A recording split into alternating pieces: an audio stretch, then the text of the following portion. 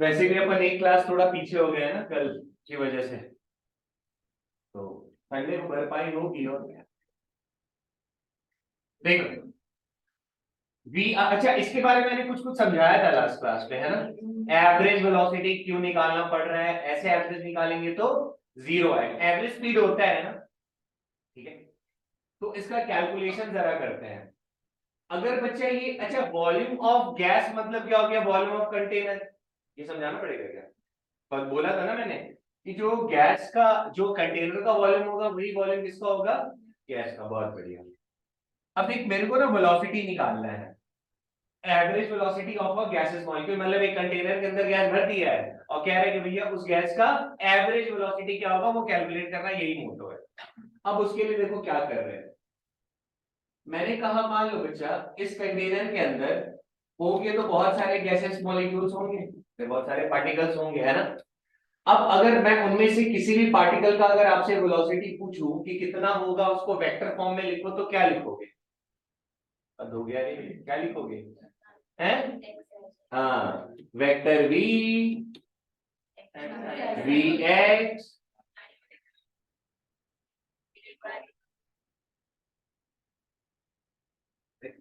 ऐसे ही लिखेंगे शायद, है ना। न्यूटन्स की बातें यहाँ पे वैलिड रहेंगी नहीं। अरे वो जब आइडियल गैस का एजम्पशन लिखा था तो वहां पे लिख दिया था ना भाई न्यूटन्स के लॉज वैलिड रहेंगे। मैं तुमसे कह रहा हूं, जरा देखना बच्चा। जैसे अगर मैं आपसे कहूं कि ये गैसेस मॉलिक्यूल इस सरफेस पे कुछ फोर्स लगा रहे हो ना, ये जो पीला वाला दिखाई दे रहा है, अगर मैं ये फोर्स कैलकुलेट करना चाहता हूं, पहले मैं मान लो किसी एक मॉलिक्यूल के लिए निकाल लेता हूं और फिर सबके लिए निकालना हो तो वही प्रोसेस फॉलो हो सकता है। तो मान लो किसी एक पार्टिकल के लिए या फिर किसी एक मॉलिक्यूल के लिए मैं निकालना चाहता हूं, कोई एक है तो बहुत सारे हैं, इनमें से कोई भी एक मॉलिक्यूल रैंडम इस सरफेस पे जाके टकराएगा तो कुछ फोर्स लगाएगा, नहीं लगाएगा ना। वही फोर्स को मैं कैलकुलेट करना चाहता हूं, तो मैंने ऐसा लिखा, force exerted by a molecule on a, या फिर on a surface A B C D, ठीक है क्या, A B C D ऐसा लिख दिया, ठीक है। तो फोर्स का फॉर्मूला क्या पढ़ा है तुम लोगों ने, बोलो जरा। और क्या पढ़ा है प्रेशर, अच्छा। अरे न्यूटन से बताओ भाई, rate of change of momentum, ऐसा पढ़ा हम लोगों ने, बहुत सिंपल डेरिवेशन है, ठीक है। नहीं, अच्छा पढ़े ना। चलो अब बताओ, मान लो बच्चा ये जो पार्टिकल था इसका मास था m, मैंने रैंडम कोई भी पार्टिकल लिया है, उस पार्टिकल का नाम मन लिख दिया, ठीक है क्या। इसके पास इस डायरेक्शन में जो वेलोसिटी है उस देखो, इसके पास x में भी होगा, y में भी होगा और z में भी होगा, ठीक है। पर जब ये जाके इस सरफेस पे टकरा रहा होगा तो कोई पर्टिकुलर वेलोसिटी होगी, अरे x वाला होगा, y में जैसे मान लो अगर x एक्सिस में चल रहा है तो yz प्लेन पे टकराएगा। तो ये भी नहीं आता समझ में, ये x है, ये y है, ये z है, तो अगर इसके पास x वेलोसिटी है तो yz में, जब बोल ले मुंह से yz में टकराएगा ना भाई। आवाज है, बोले हाँ। हाँ अब ठीक है। चलो देखो, मैं लिख दूंगा सीधा फॉर्मूला, √3m_t, है ना, तो इसलिए देख लो ध्यान से। तो F is equal to delta P by T. अब मेरा मोटो है कि मैं ये डेल्टा पी और टी निकालना चाहता हूँ, उसी को लाके यहाँ रख दूंगा, काम बन जाएगा। अब आप मुझे बताओ, मान लो ये पार्टिकल 1 है तो इसकी वेलोसिटी को मैं vx1 लिख दे रहा हूँ, ठीक है। अच्छा, अब मुझे एक बात बताओ, जो गैसेस मॉलिक्यूल्स का आपस में जो कोलिजन होता था, कैसा कोलिजन था, इलास्टिक कोलिजन था। गैसेस मॉलिक्यूल्स का जो सरफेस से टकराता था तो वो भी कैसा कोलिजन था, इलास्टिक कोलिजन ही था। मतलब अगर ये v वेलोसिटी से टकरा रहा है तो वापस बाउंस बैक भी कितनी वेलोसिटी से करेगा, vx, मतलब अगर यहाँ vx1 से टकरा रहा है तो vx1 से वापस आएगा, यानी मोमेंटम का चेंज कितना आएगा, 0, 2p। अरे p से गया, हमने कहा एक दीवार पे एक पार्टिकल जाके टकराया जिसका मोमेंटम मान लो p था, तो p इनिशियल को मान लो अगर मैं -p लिखता तो जब ये टकरा के बाउंस बैक करता तो उसको क्या लिखना पड़ता, +p लिखना पड़ता ना भाई साहब, मोमेंटम। कुछ इलास्टिक कोलिजन होगा तो और पी फाइनल को मान लो लिख दिया मैंने प्लस पी, तो चेंज इन मोमेंटम क्या लिखोगे, p final minus p initial, तो plus p minus minus p करोगे तो कितना आ जाएगा, 2p आ जाएगा। बढ़िया। तो यहाँ पे पार्टिकल का मास कितना है m, वेलोसिटी कितना है vx, तो क्या आप लोग इजीली डेल्टा p निकाल सकते हो क्या मोमेंटम में चेंज, मोमेंटम बेटा चेंज कितना आएगा, तो तुम कह दोगे सर 2mvx1, बोलो लिख सकते हैं। हाँ जी सौम्या बताइए कहाँ प्रिपेयर हो गई, मास इंटू वेलोसिटी मोमेंटम, टकराएगा mass into velocity momentum, change momentum 2mvx आ गई। अब ये जो टाइम है बच्चा, ये टाइम हम कौन सा ले रहे हैं, जैसे देखो कैसे काउंट होगा, कोई पार्टिकल मान लो इस सरफेस पे जाके टकराया, ठीक है क्या, फिर टकराने के बाद रुक जाएगा, अच्छा रुक जाएगा, अभी टकराएगा फिर वापस जाएगा, फिर आके टकराएगा, तभी तो पता चलेगा किस फ्रीक्वेंसी से बार बार आगे टकरा रहा और फोर्स लग रहा है, नहीं समझे, एक बार आया टकराया, फिर आया टकराया, फिर आया टकराया, तो एक बार जैसे हम टाइम कब से काउंट करेंगे, अभी फोर्स लगा, इतना ज्यादा नहीं कि एक मॉलिक्यूल जाके ऐसे प्रेशर लगा रहा होगा तो pressure equal to force by area निकाल पाओगे, यहाँ पे कैसे देखेंगे फ्रीक्वेंसी से, अरे जैसे मान लो ऊपर टकराया हमने टाइम काउंट करा, फिर वापस गया फिर आगे टकराया, तो उसमें कुछ टाइम लगा होगा ना इसको, ठीक है, तो ये टाइम कितना लगा होगा जरा बताना, तो मान लो बच्चा ये लेंथ अगर आपको एल दी हुई है, तो टकरा कैसे जाएगा, फिर वापस आके टकराएगा, तो टोटल लेंथ कितना कवर करेगा, ये 12 करेगा ना, तो अब मुझे बताओ टाइम इज इक्वल टू क्या होता है, डिस्टेंस अपॉन स्पीड,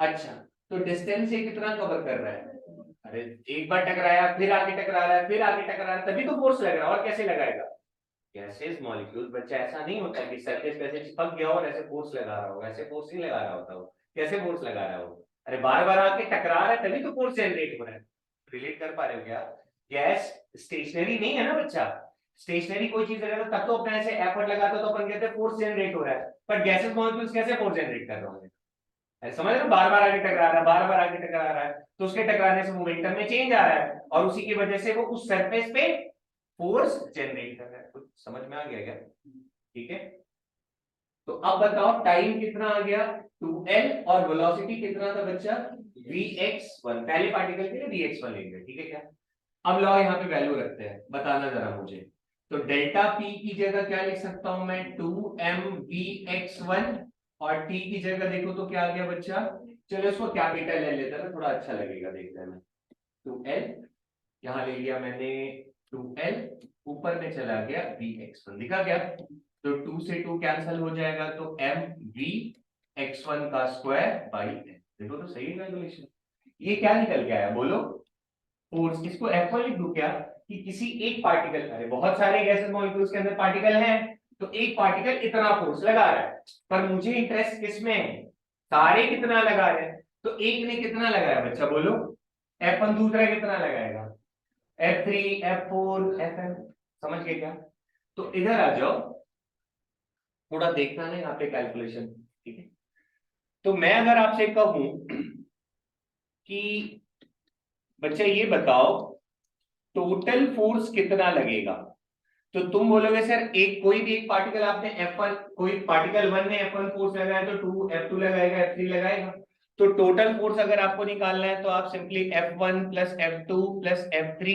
ब्ला ब्ला ब्ला Fn तक कर सकते हो, ठीक है यहाँ तक, अब मुझे जरा बताओ F1 हमारे पास कितना है, mvx1 का स्क्वायर बाई l, दिख रहा है क्या, mvx2 बाई l ऐसा square plus mvx3 square by l ब्ला ब्ला ब्ला, ऐसे ही कुछ चलेगा मेरे ख्याल से, अब ध्यान से देखो तो देखना बच्चा देख लेना, तो मेरे पास जो टोटल फोर्स आएगा, आराम से देखते जाओ, m बाई l, दिखा क्या, और मैं इसको ऐसे लिख दूं समेशन ऑफ vxi का स्क्वायर, नहीं समझे, अरे पार्टिकल रखते हैं 1 2 3 4 5, अरे जितने नंबर होंगे n नंबर ऑफ पार्टिकल, और सम्मान पूरा इतना चाहते कैसे लिख सकते थे, i इज इक्वल टू 1 से i is equal to n, समझे क्या, गणित है थोड़ी सी, बेटा ऐसा था ना, m by l m by l m by l सारा कॉमन आता कि नहीं आता, तो आप समेशन किसका कर रहे हो, Vx1 पहला पार्टिकल का, दूसरा, तीसरा, चौथा, पांचवा, ठीक है।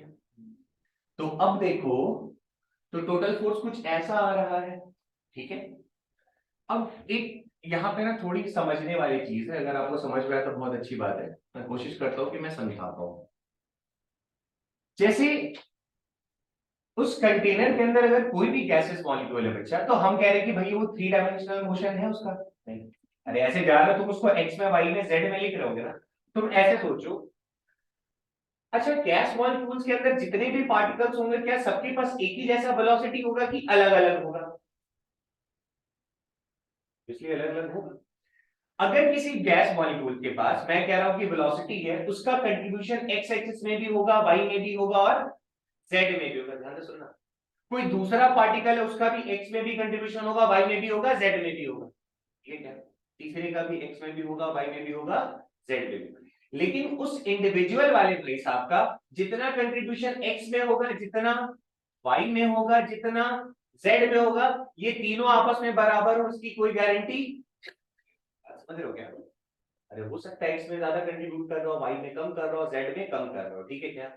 लेकिन जब तुम सारे के सारे जितने भी मॉलिक्यूल्स हैं, उन सारे मॉलिक्यूल, वो सारे मॉलिक्यूल्स एक्स में, वाई में, जेड में, तीनों में कंट्रीब्यूशन कर रहे हैं, और उन तीनों का कंट्रीब्यूशन तीनों में बराबर, उसकी कोई गारंटी नहीं है। लेकिन लेकिन लेकिन उन सभी मॉलिक्यूल्स का टोटल कंट्रीब्यूशन अगर आप एक्स में देखोगे, और टोटल कंट्रीब्यूशन वाई में देखोगे, और टोटल कंट्रीब्यूशन जेड में देखोगे, तो वो बराबर है। तो ये बात समझ में आ रही है? ऐसा इसलिए कह रहे बच्चा, क्योंकि गैस का जो मोशन होता है, गैसेस के मॉलिक्यूल्स का जो मोशन है वो रैंडम है, वो किसी पर्टिकुलर डायरेक्शन में नहीं है। तुम ऐसा नहीं कह सकते कि ऐसा तो नहीं होता रूम में सर गैस सिर्फ एक ही तरफ पड़ा हुआ है, या इधर ही पड़ा हुआ है, या सिर्फ इधर या सिर्फ इधर, ऐसा नहीं होता, चारों तरफ मोशन है। यानी जितना एक्स में कंट्रीब्यूशन है उतना ही वाई में, उतना ही जेड में। बात समझ में आ रहा है क्या? मैं ऐसा क्यों बोल रहा हूँ, जरा आप देख रहे हैं इसको। हम चाहे तो फॉर्मूला डायरेक्ट लिख सकते हैं, बट थोड़ा फील आ जाए तो ज्यादा बेटर है। देखो जरा बच्चा, वेलोसिटी का थोड़ा देखना आप लोग ना, कोशिश करना आपको समझ में आए। वेलोसिटी ऑफ गैसेस मॉलिक्यूल्स को अपन कैसे लिख रहे हैं, V X I cap plus V Y J cap plus V Z A cap, ऐसा ही कुछ लिखा जा रहा है, ठीक है। ये V X V Y V Z same हो, इसकी कोई गारंटी नहीं है, नहीं होगा सेम। अरे कोई ऐसा हो सकता है ना, जैसे मान लो कोई पार्टिकल का एक्स में ज्यादा कंट्रीब्यूशन, मतलब एक्स की तरफ ज्यादा रफ्तार है, वाई में कम है, जेड में कम है, ऐसा, ठीक है। तो ये किसी फर्स्ट पार्टिकल के लिए लिखता हूं तो मैं x1 y1 और z1 लिखता, ठीक है क्या। ये पार्टिकल 1 के लिए लिखा। ऐसे ऐसे बेटा बहुत सारे पार्टिकल होंगे मेरे ख्याल से। अच्छा अगर इसका मैं मैग्नीट्यूड लिखता तो v1 square is equal to vx1 का स्क्वायर प्लस vy1 का स्क्वायर प्लस vz स्क्वायर, ऐसा लिख सकता था। अरे magnitude mod of v is equal to vx का square plus vy square plus vz square से लिख सकते हो ना। वही तो लिखा, v1 स्क्वायर ऐसा लिखते हैं। कोई दूसरा अगर पार्टिकल होता बच्चा तो vx2 square plus vy2 square plus vz2 square, ऐसा होता है क्या? अरे एक पार्टिकल या दो पार्टिकल थोड़ी, बहुत सारे हैं ना। इसी तरह अगर मान लो मैं v थर्ड वाले पार्टिकल के लिए लिखता तो कुछ ऐसा आता, vx3 square plus vy3 square plus vz3 square, ऐसा बनता। अरे ऐसे ऐसे करके n नंबर ऑफ पार्टिकल्स होते ना बच्चा। vn का square is equal to vxn का स्क्वायर प्लस vyn का स्क्वायर प्लस vzn का स्क्वायर, ऐसा आता है क्या? लेकिन अगर मैं इन सबको जोड़ दूं, ये पार्टिकल 1, पार्टिकल 2, 3, 4, 5, 6, अरे जितने सबको अगर जोड़ दिया जाए, एवरेज वेलोसिटी हमारे पास आना चाहिए। मेरा इंटरेस्ट लेकिन इसमें देखो, सारे x1 मतलब x1 x2 x3, मतलब देखना मैं कैसे लिख रहा हूं उसको, जरा आपको अगर समझ में आएगा तो बताना। Summation of V X I का square plus summation of V Y, चलो वी वाई लिख देते हैं ना, ये एक्स था ना, हाँ वी एक्स वी आई का square plus summation of V Z I का स्क्वायर, और ये हमारे पास ओवरऑल जो है हमारे पास वेलोसिटी, हाँ तो ठीक है। ये बात समझ में आ रही है आप लोगों को? सारे एक्स वाले को जोड़ दिया, मतलब उस गैसेस, उस कंटेनर के अंदर जितने भी गैस थे, उन सारे मॉलिक्यूल्स का एक्स में जो कंट्रीब्यूशन था, उन सभी की वेलोसिटी को जोड़ेंगे तो ऐसे ही लिखेंगे ना बच्चा, x1 x2 सारा ऐसे लिखेंगे समेशन ऑफ, अरे यहाँ 1 2 3 4 5 करते जाएंगे। उसी तरह यहाँ पे भी y में सभी पूरा का पूरा y को जोड़ दिया, 1 2 3 4 पूरा का पूरा z। ये वाला जो टर्म होगा, ये इसका समेशन प्लस इसका समेशन प्लस इसका समेशन, ये तीनों बच्चों आपस में बराबर रहेगा। ये तीनों का समेशन आपस में बराबर रहेगा। उसका रीजन क्या है कि gas molecules have random motion. Random motion अगर आप कह रहे हो तो आप कभी नहीं कह सकते कि सर एक कंटेनर में अगर गैस है ना तो सारे के सारे मॉलिक्यूल्स केवल एक्स की तरफ होंगे, ऐसा हम नहीं कह सकते। ना हम ऐसा कह सकते कि सारे के सारे, और ना हम ऐसा कह सकते कि सारे सारे सब बराबर बराबर और, समझ गए क्या? इसीलिए जब टोटल सम कर रहे हैं तो पूरा एक्स का, पूरा वाई का और पूरा जेड का सेम। मतलब आप ऐसे समझोगे कि एक्स की तरफ जो लोग जा रहे थे, किसी के पास 1 रुपये था, किसी के पास 2 था, किसी के पास 5 था, ठीक है क्या? तो और मान लो कोई वाई में जा रहा था तो पहले वाले के पास 5 था, दूसरे वाले के पास 2 था, फिर 1 था। जेड में जा रहा था तो किसी के पास 2 था, 1 था, 5 था। तो अब एक बार में देखने में तो 1 2 5 आ रहा है, तीनों अलग है, लेकिन जब सम कर रहे हैं तो 1 2 5 8, 1 2 5 8, 1 2 5, तो टोटल एक्स, टोटल वाई और टोटल जेड, ये तीनों आपस में बराबर आते हैं। क्यों बराबर लिख रहे हैं, समझ गए ना? क्योंकि अगर आप ऐसा बोलोगे कि सर एक्स वाला टोटल ज्यादा है, इसका मतलब कि सारे के सारे ऑलरेडी किधर किधर शिफ्टेड है। पर गैसेस में ऐसा तो होता नहीं है, हर जगह उतना ही पाया जाएगा, जितना इधर उतना ही इधर, उतना इधर। क्या आपको बात समझ में आई? तो ये तीनों आपस में क्या रहेंगे बच्चों, इक्वल रहेंगे, ठीक है क्या? तो अगर ये तीनों आपस में इक्वल है तो क्या मैं ऐसा लिख सकता हूं, देखना जरा, ये जो वी एक्स स्क्वायर होगा, वी एक्स का जो स्क्वायर होगा, ये एवरेज वाला वी स्क्वायर बाई 3 के बराबर होगा। अरे ये तीनों आपस में बराबर हैं, तो किसी एक को मैं इसका 1/3, टोटल का 1/3 नहीं लिख सकता हूं? नहीं समझे? एक्स में जो टोटल वेलोसिटी था, वाई में जो टोटल वेलोसिटी था, जेड में जो टोटल वेलोसिटी था, तीनों आपस में बराबर है। तो टोटल का कोई भी एक को लोगे तो उसका 1/3 ही तो लिखोगे, है कि नहीं? समझ गए क्या? तो अब जरा देखो, ये आया ना बच्चे टोटल फोर्स। तो देखो इसको मैं क्या लिख रहा हूं, m बाई एल। ये वी x1 सिर्फ x वाला लिया था ना, और मैं पूरे गैस के लिए एवरेज लिखना चाहता हूं, तो कैसे लिखूंगा? देखो सिंपली वी, यही बनेगा अपना एवरेज या फिर आर एम एस। ठीक है, अभी थोड़ा सा वेट कर लो। तो ये आ गया वी स्क्वायर बाई 3। आया बात समझ में क्या? ये केवल एक्स वाले के लिए लिखा था, एक्स डायरेक्शन वाले के। अब हम क्या कह रहे हैं, यही एवरेज तो निकालना है। अब जरा मुझे बताओ, पावर, एवरेज पावर का फॉर्मूला क्या होगा? P average is equal to क्या होता है, नेट फोर्स बाई एरिया। अरे गैसेस मॉलिक्यूल्स कुछ सरफेस पे जाके टकरा रहे हैं तो बच्चा कुछ प्रेशर क्रिएट कर रहे होंगे ना, तो क्या लिखोगे सर, टोटल फोर्स बाई, बोलो, एरिया, यही तो करेंगे। अब मुझे बताओ टोटल फोर्स कितना आया हमारे पास, एम एल, और इधर क्या है बच्चों, वी स्क्वायर बाई 3, और एरिया का ए दिख रहा है क्या बेटा, ये ए इंटू एल क्या बन जाए, ये जो वी स्क्वायर आपको दिख रहा है ना, इसको एवरेज बोलते हैं, एवरेज आरएमएस यही बनने वाला है, और यहां लिख दिया वी, ठीक है क्या?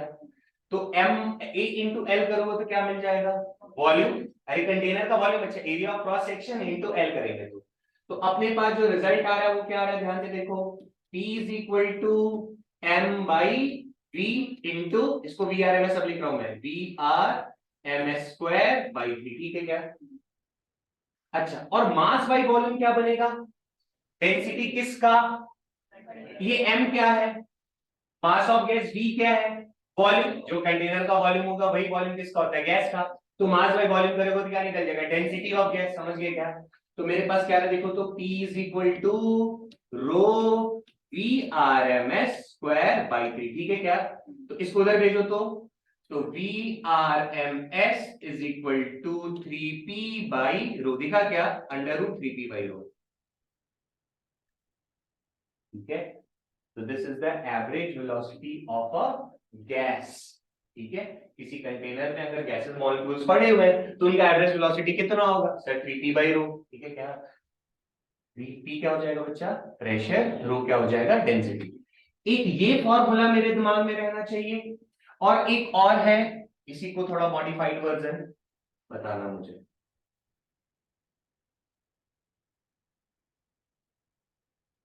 देखो, देखते जाओ।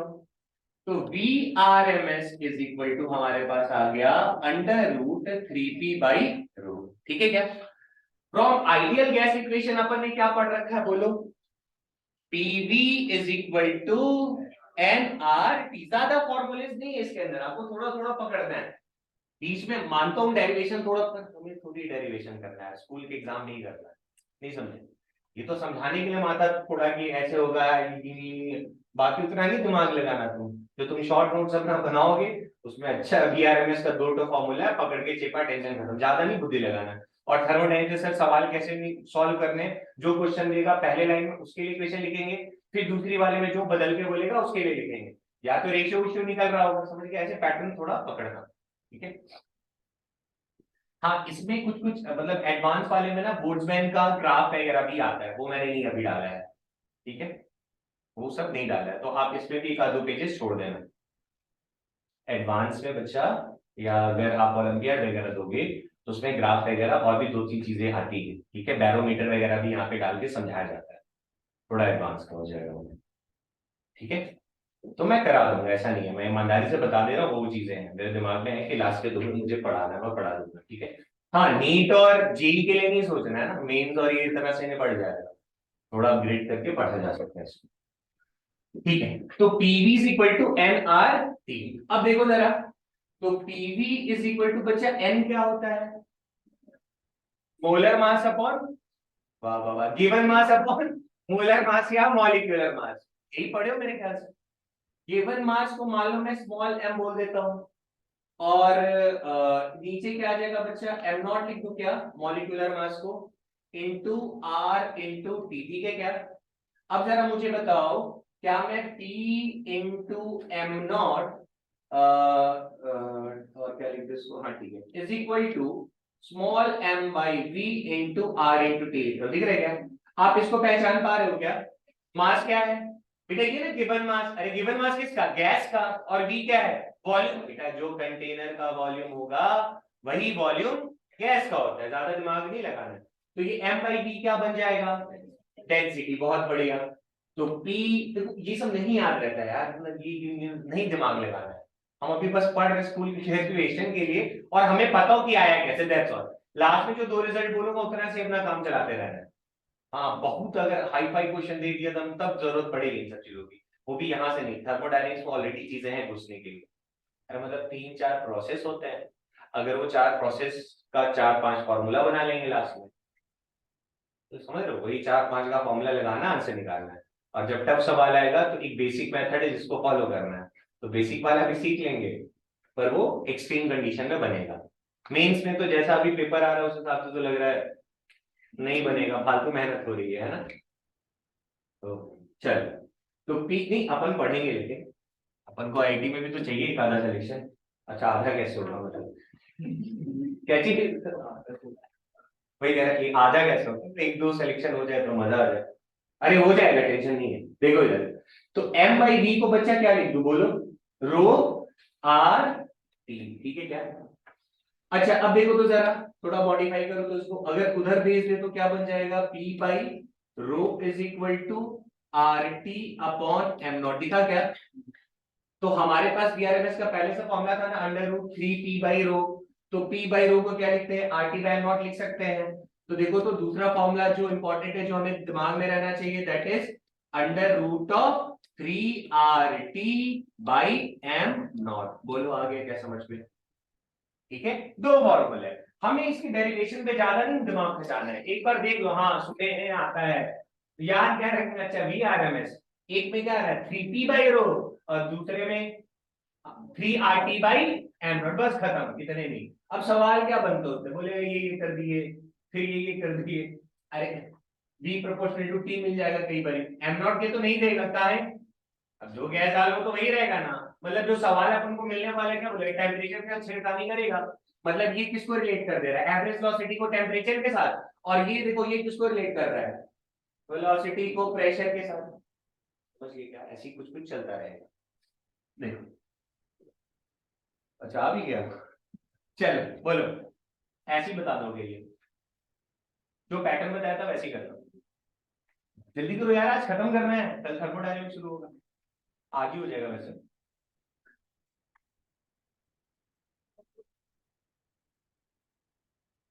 तुम पकड़ नहीं पा रहे हो।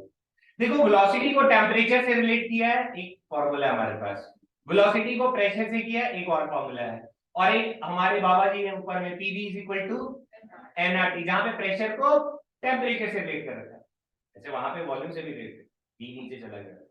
पढ़ो क्या लिखा, देखो 1 mole of an ideal gas at, ये बताना पड़ेगा क्या, स्टैंडर्ड टेम्परेचर प्रेशर, वैसे मुझे नहीं पता है पर ठीक है, STP is heated in a insulated close container. अच्छा इंसुलेटेड लिख दिया, इसका मतलब क्या होता है, हीट बाहर नहीं निकलेगा और क्या होगा, उसी के अंदर ही रहेगा, नहीं समझे, अंदर गैसेस मॉलिक्यूल भर के बाहर से गर्म करे, बट हम गर्म कर रहे हैं और हीट लिबरेट होते जा रहा है, तो उतना एनर्जी नहीं बढ़ेगा ना, मॉलिक्यूल्स को उतना नहीं मिलेगा, बाहर लिबरेशन भी तो हो गया, इसीलिए यहाँ पे क्या लिख रखा है, इंसुलेटेड क्लोज कंटेनर, ठीक है, हीट बाहर नहीं निकलेगा। Until the average speed of its molecule is, कब तक हीट कर रहे हैं भाई साहब, तो यहां पे किसको रिलेट किया है, वेलोसिटी को किससे रिलेट किया है, देखिए है, पढ़ो फिर से, अरे किया है, अरे 1 मोल ऑफ आइडियल गैस को एसटीपी पे गर्म करना शुरू कर दिया है, तब तक गर्म किया है जब तक कि उसका एवरेज वेलोसिटी डबल ना हो जाए। तो चिल्ला चिल्ला के नहीं कर रहा कि रफ्तार को टेम्परेचर से, तो रफ्तार और टेम्परेचर के बीच में कुछ रिश्ता है क्या, directly proportional to root T बोलो ना मेरे, अभी तो बोला है उसी लोग को थोड़ा देखो इनके ना फॉर्मूले यार, ये तो नहीं ना बदलेगा बाबा, नहीं बदल जाएगा, तुम जादू मार के ऑक्सीजन का 32 से कुछ और कर दोगे, अभी ये तो ही रहेगा ना, तो सवाल में उसको अगर वेलोसिटी को, अच्छा आर ये तो गैस कौन है, तो फिक्स है, तो बचा कौन है यार, टी बचा है ना, वही तो बोल रहा है, तो अब क्या मैं ऐसे लिख दूंगा, अब मैंने क्या सिखाया था, ज्यादा बुद्धि नहीं लगाओ, पहला लिखा v is proportional to root T, अरे यही बोला ना पहले, तो अब लेकिन टेम्परेचर चेंज कर रहा है ना, तो इसको टी1 ले लेगा, पहले का जो बोला वो कर दो, पहले बाद में दिमाग लगाना,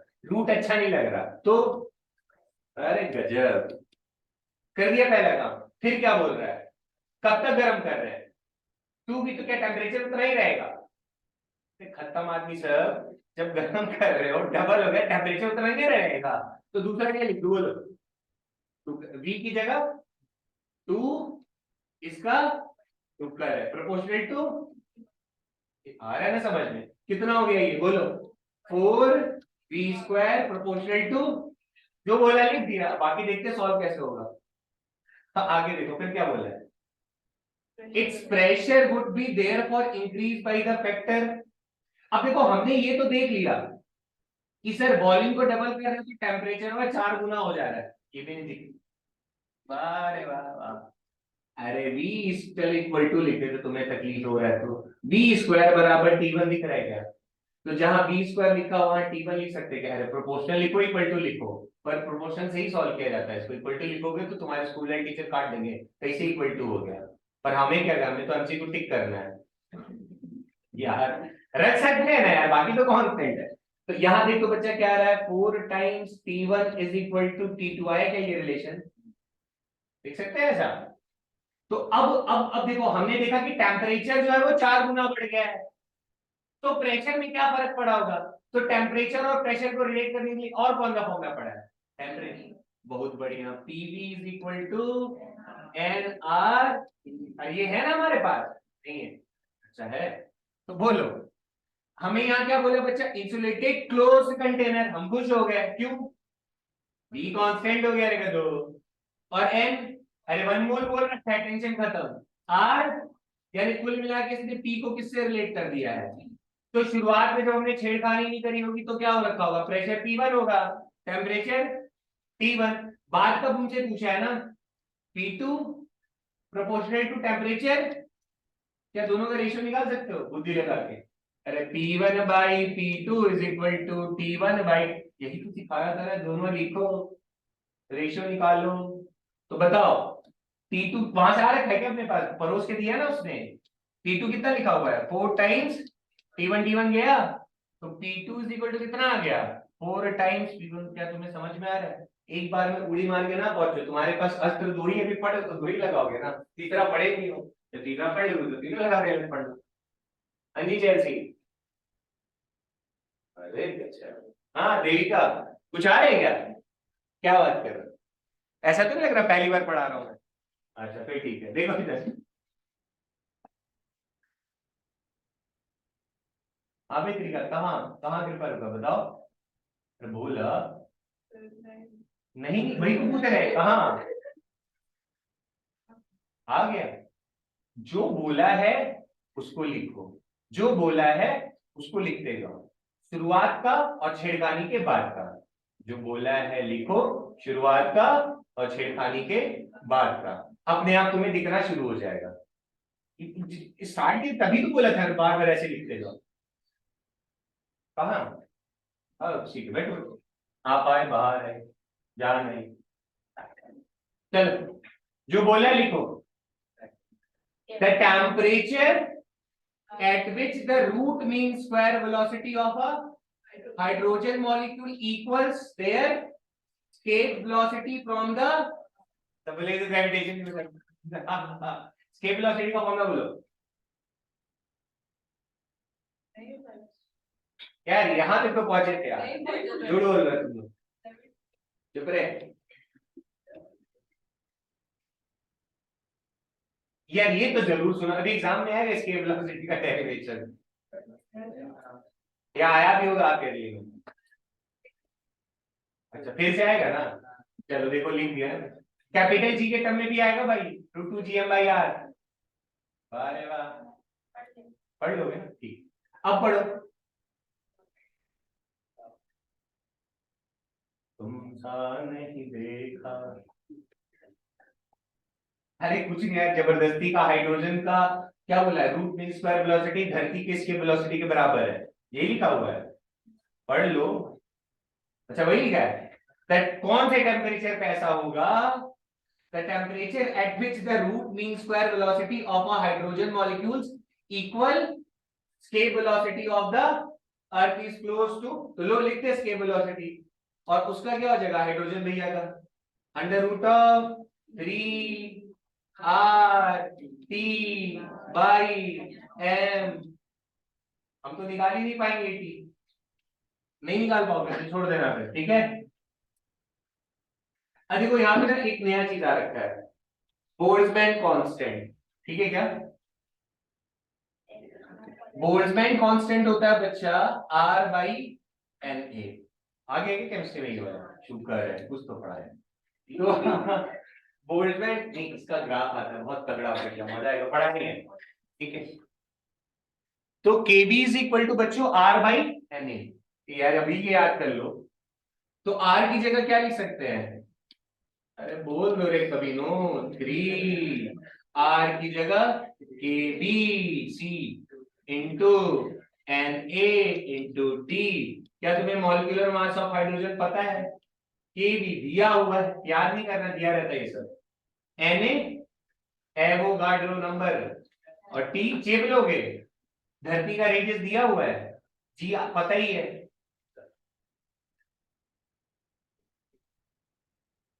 हाँ जी, ये वाला हमें याद रहना चाहिए भाई साहब।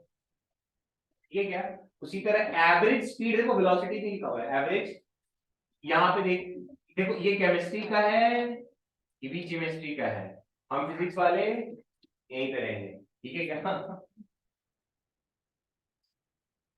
ठीक है, ये बात है, हमारे काम का ये लिखा हुआ है, पता नहीं मैं तो मिटा देता, पर सारा मिट जा रहा था इसीलिए नहीं लिखा मैंने। हाँ ये थोड़ा देख लेना बच्चा, RT/m0, एक बार मिल गया तो देख लेना, सेवन, हाँ डिग्री ऑफ फ्रीडम, ये भी पढ़ी होगी केमिस्ट्री में, कौन बताएगा सही सही? अरे हाँ जी बताइए, what is degree of freedom? Motion का जितना भी पार्टिकल मोशन कर रहा है। फिजिक्स वाले तो एक्सप्लेन बताएंगे। अमित जल्दी बता, what do you mean by degree of freedom? बोलो।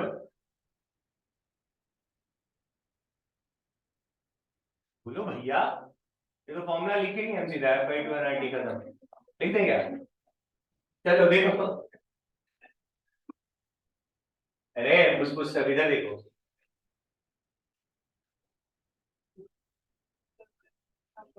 केमिस्ट्री वाले वही पढ़ाते हैं, हमें पता है कितना तरह का मोशन कर रहा है, वही होता है, यही पढ़े हो ना? नहीं, कितना तरह का मोशन नहीं, कितना तरह का एनर्जी कैरी कर रहा होता है, उसे कहते हैं डिग्री ऑफ फ्रीडम।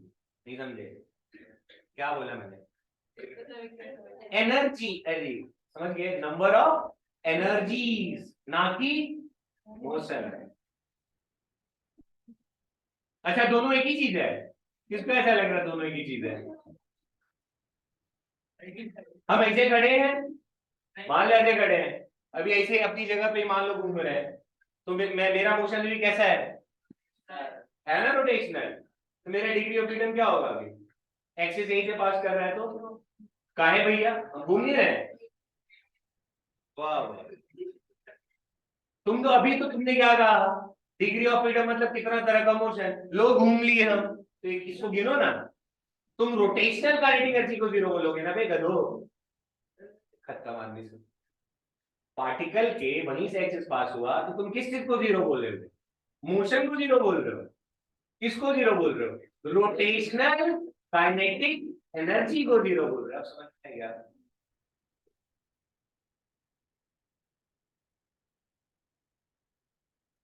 अरे क्या होता है भाई रोटेशनल काइनेटिक का फॉर्मूला? 1/2 ICN omega square. ठीक है,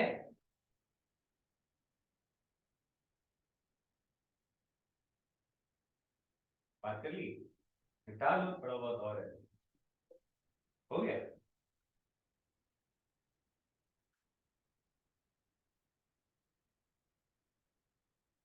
चलो देखो, तो थोड़ा अब जब हमने पढ़ ही लिया तो हमारे लिए थोड़ा आसान है।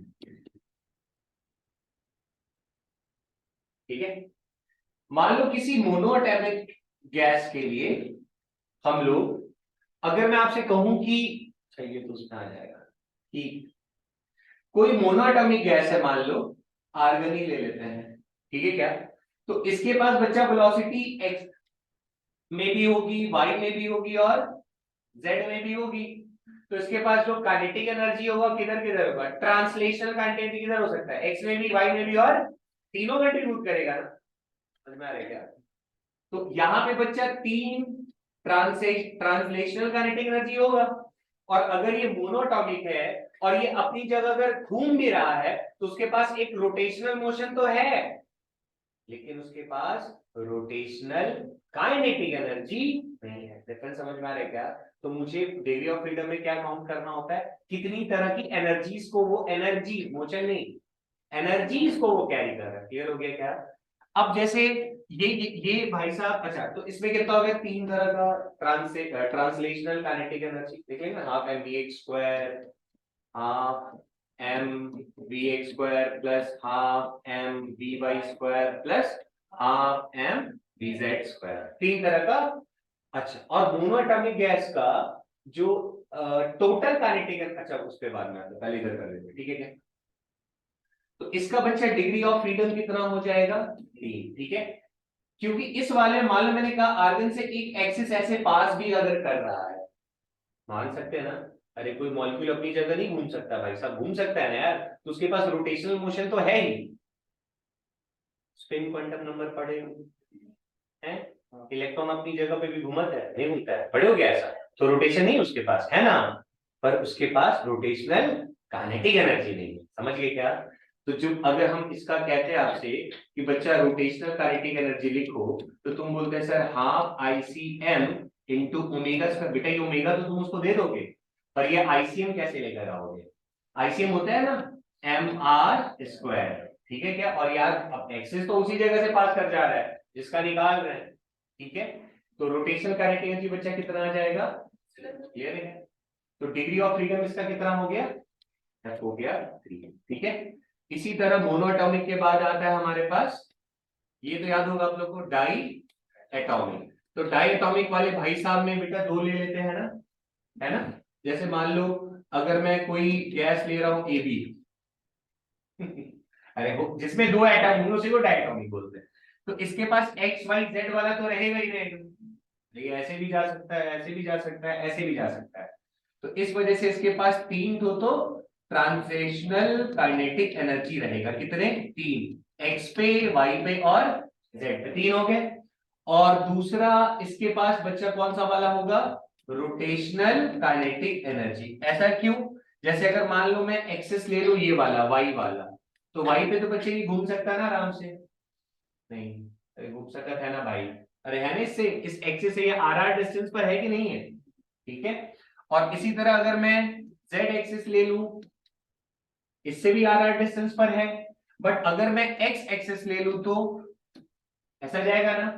तो ये एक्सिस, अगर X एक्सिस लेने पे ये तो इसी से गुजर रहा है ना, मतलब इस एक्सिस पे ऐसे ऐसे घूम रहा है, तो इस एक्सिस के अलोंग इसका मूवमेंट ऑफ इनर्शिया क्या होगा, जीरो होगा। इसलिए इसका rotational kinetic energy along x axis वो हो जाएगा जीरो। समझ गए क्या। तो इसके पास रोटेशनल काइनेटिक एनर्जी बेटा कितना हो गया, दो तो रोटेशनल काइनेटिक एनर्जी हो गया। तो इसका डिग्री ऑफ फ्रीडम कितना हो जाएगा, तीन ये और दो ये, समझ गए क्या, 5, इजी है। अच्छा, इसी में हम इसके बाद आता है डायटोमिक के बाद कौन सा था, पॉली एटॉमिक, ठीक है क्या। पॉली एटॉमिक में बच्चा दो कंडीशन पढ़ा होगा आप लोगों ने, है ना। एक था कौन सा बच्चा, लीनियर, और दूसरा नॉन लीनियर बोलते हो ठीक है ना। तो अगर जब लीनियर होगा पॉली एटॉमिक भी है, लेकिन अगर लीनियर हो गया तो उसका डिग्री ऑफ फ्रीडम फिर से कितना हो जाएगा, 5 ही होएगा, ठीक है क्या।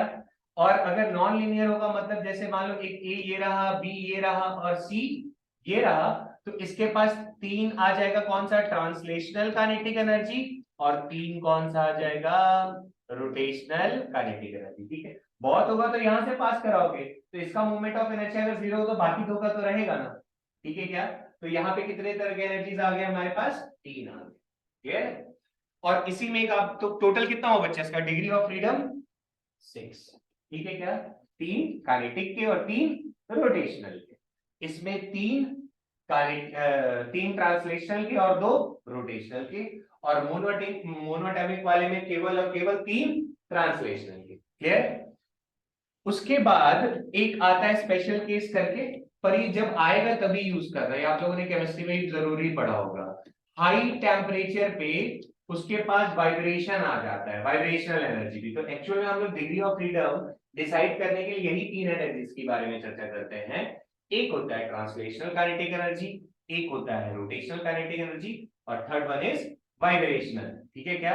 तो अगर वाइब्रेशनल अगर आगे स्पेशल केस में हाई टेम्परेचर पे बच्चों, मतलब आप समझ लो 2000 केल्विन के आसपास जब पहुंचेगा, तो उसकी मॉलिक्यूल के पास एक और एक्स्ट्रा एनर्जी आ जाएगी, कौन सी वाली, वाइब्रेशन वाली, ठीक है। और इसका कंट्रीब्यूशन कितना होगा, 2, ठीक है क्या। तो मान लो अगर मेरे पास पॉलीएटॉमिक ही है, पॉलीएटॉमिक अगर मेरे पास गैस है और हमने टेम्परेचर 2000 केल्विन के आसपास अगर हम लेकर चले जाएंगे, तो उसका डिग्री ऑफ फ्रीडम 6 की जगह कितना हो जाएगा, 8। दो कौन कंट्रीब्यूशन कर देगा, वाइब्रेशन वाले, ठीक है क्या, क्लियर है, सिंपल। तो what is degree of freedom, कितने तरह का वो एनर्जी पोजेस कर रहा है ना, कितने तरह एनर्जी, मोशन नहीं, energy.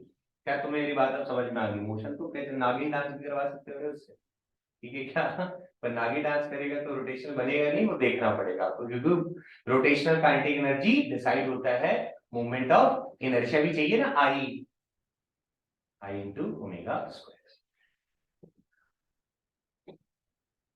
Law of equipartition of energy, ध्यान से सुनते जाओ बस, सब निपटाते चलो।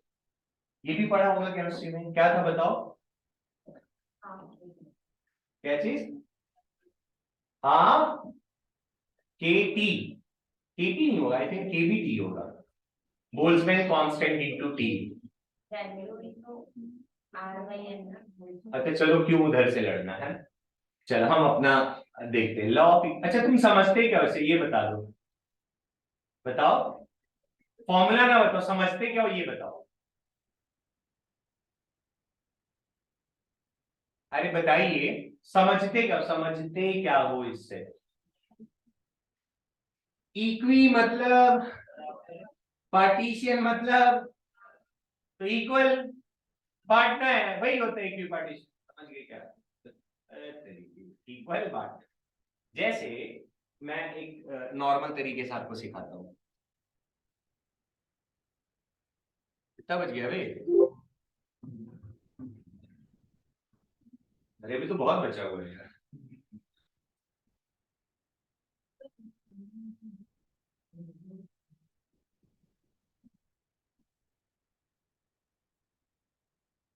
कल तो किसी ने अभी तक एक्स्ट्रा क्लास नहीं रखी है ना, तो कल फिर मैं अकेले ले लेता हूँ, निपटा देंगे, कल का भरपाई कर लेंगे क्या।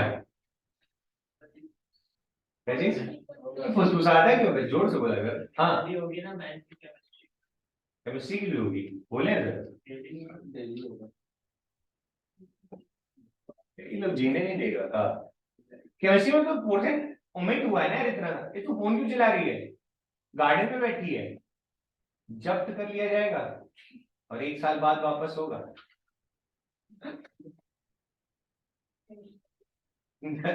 तब तक भूल जाएगी कि दिए दिए कहीं। सही बात है। जैन वाली थोड़ी है वो, जेवियर की है जो भूलेगी नहीं। क्यों भाई जेवियर वाला, ये तो अपना खून का बूंद याद रखेंगे। अच्छा उस दिन गिराया था, वापस कर दो। देखो, law of equipartition of energy, थोड़ा लॉजिक लगाते हैं। जैसे अगर मैं आपसे सिंपली एक सवाल पूछूं कि बच्चा ये बताओ कि फाइंड, ऐसी क्वेश्चन पूछ दिया मैंने, find total kinetic energy for a mono atomic gas. ठीक है, ऐसा मैंने कह दिया आपसे कि आप मुझे टोटल काइनेटिक जी निकाल के दिखाइए, किसके लिए है। हाँ मोनो एटॉमिक गैस के लिए। तो तुमने कहा, इधर देखते चलो, तो मुझे अगर टोटल काइनेटिक एनर्जी चाहिए तो मैंने लिखा half mass of gas, velocity कौन सा लिखना चाहिए, आरएमएस। अब समझना है चीजें किस पे चलेंगी, एवरेज वाले। अरे गैस का लिखना है ना, एक मॉलिक्यूल का थोड़ी लिख रहे हैं। ठीक है क्या, तो half M V R M S का स्क्वायर आया क्या समझ में। क्या हमने वीआरएमएस थोड़ी देर पहले निकाला था, कितना आया था बोलो, 1/2 M 3 R T upon M nought. आया क्या समझ में यार, अभी तो किया था वीआरएमएस। ये m अपॉन एम नॉट कौन है जल्दी बताओ। n नंबर, अरे गिवन मास काइनेटिक एनर्जी हम गैस का निकाल रहे थे, काइनेटिक हम एक मॉलिक्यूल का नहीं निकाल रहे थे। तो गैस का मास m लिया, तो वेलोसिटी कौन सा लेंगे, vx1 लेंगे कि वीआरएमएस लेंगे, तभी तो एवरेज वेलोसिटी निकाल था ना बच्चा। समझ गए क्या, तो ये कितना आ गया देखो तो जरा, 3/2 स्मॉल एम, बेटा m upon M not given mass upon molecular mass is mole, इतना तो पढ़े होगे मोल चैप्टर में, है ना। ठीक है, 3/2 एन आर टी, ये आया बच्चा हमारे पास टोटल काइनेटिक एनर्जी। ठीक, अब मेरी बात समझो, यहां पे ये जो टोटल काइनेटिक एनर्जी का कंट्रीब्यूशन आया है, वो यहाँ गैस कौन सा था, मोनो एटॉमिक था ना। मोनो एटॉमिक में अगर मैं तुमसे कहता कि काइनेटिक एनर्जी यहाँ पे तो केवल और केवल ट्रांसलेशन वाला ही था। अरे 3 ट्रांसलेशनल काइनेटिक एनर्जी वाले ही तो थे, एक्स वाला, वाई वाला और जेड वाला। मतलब वो एक्स वाई जेड तीनों ने मिला के कितना दिया है अपन को, 3/2 एनआरटी। इसका मतलब देखो, ये जो लॉ ऑफ इक्विपार्टीशन ये क्या कहता है, इसका मतलब ये हुआ कि एक्स वाई और जो जेड था, एक्स का भी कंट्रीब्यूशन कितना रहा 1/2 एनआरटी, वाई का भी कंट्रीब्यूशन कितना रहा 1/2 एनआरटी, और जेड का भी कितना कंट्रीब्यूशन रहा 1/2 एनआरटी। समझ गए क्या, यही है इक्वी पार्टीशन किसका, एनर्जी का। समझ गए क्या, तो डिग्री ऑफ फ्रीडम हम कैसे कहते हैं, कितने तरह का एनर्जी पोजेस कर रहा था, एक तरीके से ऐसा बोल सकते हैं। तो अब हमने कहा एक्स वाई और जेड, तो पूरे एक्स का जब एक्स में देखोगे तो कितना आएगा 1/2 nRT, वाई में इतना आएगा, सब में बराबर बराबर बटा। ठीक है, तो अगर मैं आपसे ऐसा कहूं, ये आया क्या, अंदर की बात समझ पा रहे हो? अब किसी के पास अगर रोटेशनल भी आ जाएगा तो यही आएगा, मतलब एक ने मतलब आप समझो 1 degree of freedom, 1 degree of freedom कितना एनर्जी कंट्रीब्यूट कर रहा है 1/2 nRT, समझ गए क्या? एनर्जी कंट्रीब्यूशन, अंग्रेजी थोड़ा हो सकता है ना ऊपर नीचे, by 1 degree of freedom is equal to, क्या मैं लिख सकता हूँ 1/2 nRT, तो समझेगा? तो अगर मैं कहूं आपसे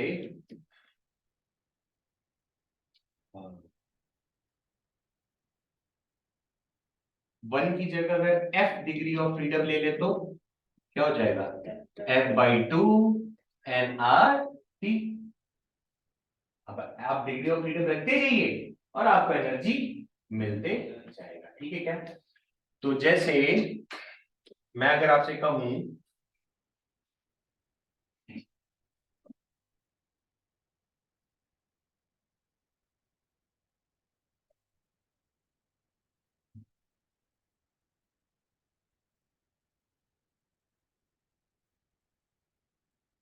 एनर्जी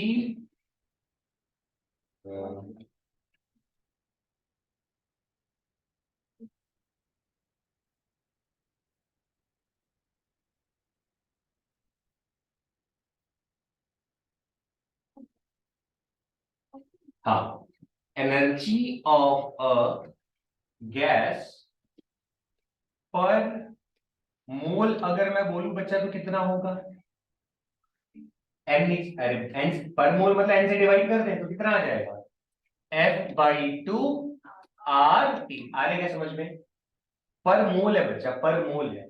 अगर मैं आपसे पूछूं कि एनर्जी ऑफ अ गैस पर मॉलिक्यूल क्या होगा, पर मॉलिक्यूल, पर मोल, यहां क्या लिखा मैंने पर मोल, तो किससे डिवाइड करा एन से, और अगर मैं आपसे कहूं पर मॉलिक्यूल तो किससे डिवाइड करोगे एवोगैड्रो से, अच्छा तो ये भी नहीं आता तुम्हें। तो पर मॉलिक्यूल जब लिखा तो यहां क्या आएगा देखो तो f/2 R/Na इंटू टी, आ रही समझ में? और यही R/Na क्या बन जाएगा बोल्ट्जमैन कांस्टेंट, तो रिजल्ट क्या आ गया हमारे पास f/2 kb इंटू टी, समझ गए क्या? तब तो नहीं है मेरे ख्याल से, पता नहीं। अब तो चेपना है मोनो एटॉमिक। अच्छा अब देखो हम जनरल में क्या, देखो हमारे काम का क्या है, ये तो समझने के लिए हमने इतनी सारी गणित कर ली, तो तुम्हें तो सिंपली याद रखना है एनर्जी ऑफ अ गैस, एक तो याद कर लो आप फॉर्मूला f/2 nRT, अगर मोल्स दिया होगा, पर मोल पूछ दिया तो f/2 RT, पर मॉलिक्यूल्स पूछ दिया तो f/2 kb इंटू टी, तो समझ गए क्या? ये तो ये क्या हो गया एनर्जी ऑफ गैस मॉलिक्यूल्स या total energy of gas molecules, sorry total energy of a gas, ये क्या हो जाएगा total energy of a gas पर मोल, और नीचे क्या हो जाएगा total energy of a gas पर मॉलिक्यूल, पर मॉलिक्यूल, ठीक है? हमें इससे ही काम है बच्चों, दिस इज पर मोल, दिस इज पर मॉलिक्यूल, ठीक है क्या? इसी से अपना काम चलते जाए। अब यहाँ पे f की वैल्यू अपने मन से रख सकते हैं, मोनोएटॉमिक वाले में f रख देते क्या 3, तो 3/2 nRT आता, क्या ये भी 3/2 nRT था टोटल काइनेटिक एनर्जी, समझ गए क्या? अगर डायटॉमिक होता तो 5/2 आ जाता, और वो रहता तो पॉली रहता तो 6/2, ठीक है? बैठ गया दिमाग में?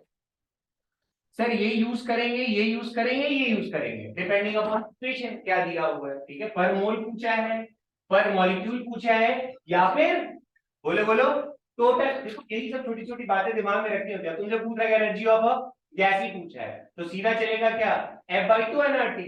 उसने पूछा है एनर्जी ऑफ अ गैस पर मोल तो सर F/2 RT। अगर पूछा हो एनर्जी ऑफ अ गैस पर मॉलिक्यूल तो फिर क्या चलेगा, केबी वाला चलेगा। समझ गए क्या? तो इतना अंदर की जरूरत नहीं पड़ती, ये तीन अगर है दिमाग में तो ठीक है। ठीक है क्या?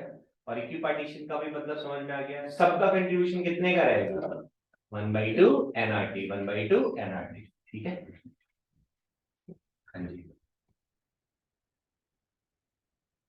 हाँ आंसर बोलो जल्दी जल्दी, थोड़ा फास्ट में बोलना ना प्लीज। बोलो, ratio of average translational kinetic energy, बच्चा बोला है ना translation kinetic energy of a and, अच्छा rotational kinetic energy to a, एक ट्रांसलेशनल है दूसरा रोटेशनल। किसके लिए बच्चा?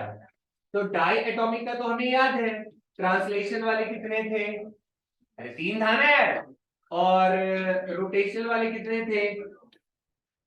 ठीक है क्या, चलो खुश हो जाओ। हाँ क्या बोला है बच्चा, the average kinetic energy of a polyatomic molecule at a temperature T with one vibrational mode. तो किसका है, देखो तो पॉली है ना, तो पॉली देखो एनएन के टर्म में दिया है, एवरेज काइनेटिक एनर्जी लिखा है इसने, इसने एवरेज काइनेटिक पर मोल नहीं लिखा है या पर मॉलिक्यूल नहीं लिखा, सीधा क्या लिखा है, एवरेज काइनेटिक एनर्जी ऑफ अ, हमें पता है अभी तो बोला मैंने एवरेज काइनेटिक एनर्जी अगर आपसे पूछ रहा है गैस का तो ये, अगर पर मोल पूछा तो वो, पर मॉलिक्यूल पूछा तो केबी वाला चलेगा। ठीक है, दिमाग में रखे रहना ये तीन चार। तो बोलो पॉलीएटॉमिक के लिए बेटा कितना हो जाएगा, है F6 होगा ना, 6/2 nRT, नहीं समझे, प्लस, गलत तो नहीं कर दिया मैंने,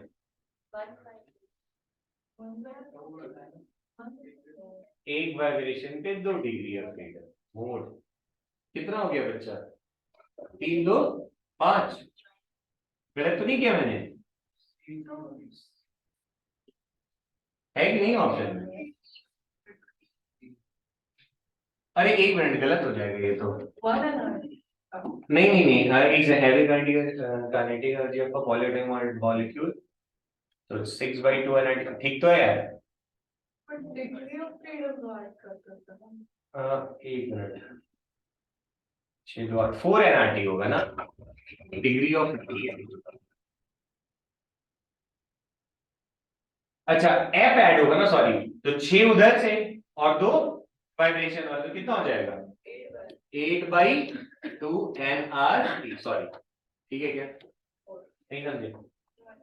अरे पॉलीएटॉमिक का एफ कितना होगा, 6 होगा, अरे होगा ना, और वाइब्रेशन की वजह से और कितना आ गया, 6 + 2 F/2 nRT।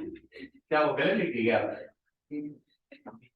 अरे 6 + 2 8 होगा, अच्छा 8 लिख देंगे, अरे मतलब 6।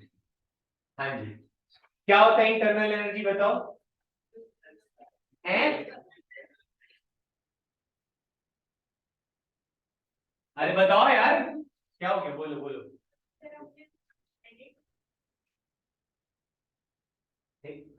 हम क्या लिख रहे हैं बच्चा,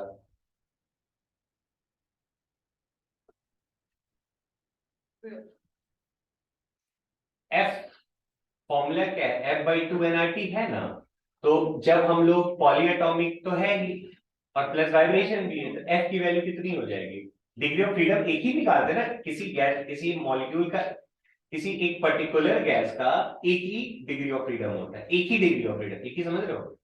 अरे मोनोटॉमिक ऐसे 3 बोल रहे हैं, और डायटॉमिक का 5 बोल रहे हैं, और पॉलीटॉमिक का 6 बोल रहे हैं, लेकिन जब टेम्परेचर बढ़ गया तो डिग्री ऑफ फ्रीडम 6 की जगह कितना हो जाएगा, 8 हो जाएगा। ठीक है क्या, तो फॉर्मूला क्या रहेगा, F/2 nRT, एफ की जगह नहीं, सीधा एफ। चल यहां देखो बच्चों लिखा हुआ है internal energy of a ideal gas. अब एक बात बताओ, तू फोन चला रहा है क्या, हाथ में क्या है, ठीक है, टेढ़ेगा नहीं फोन अभी, रिसेंट में दिखा, रिसेंट दिखा,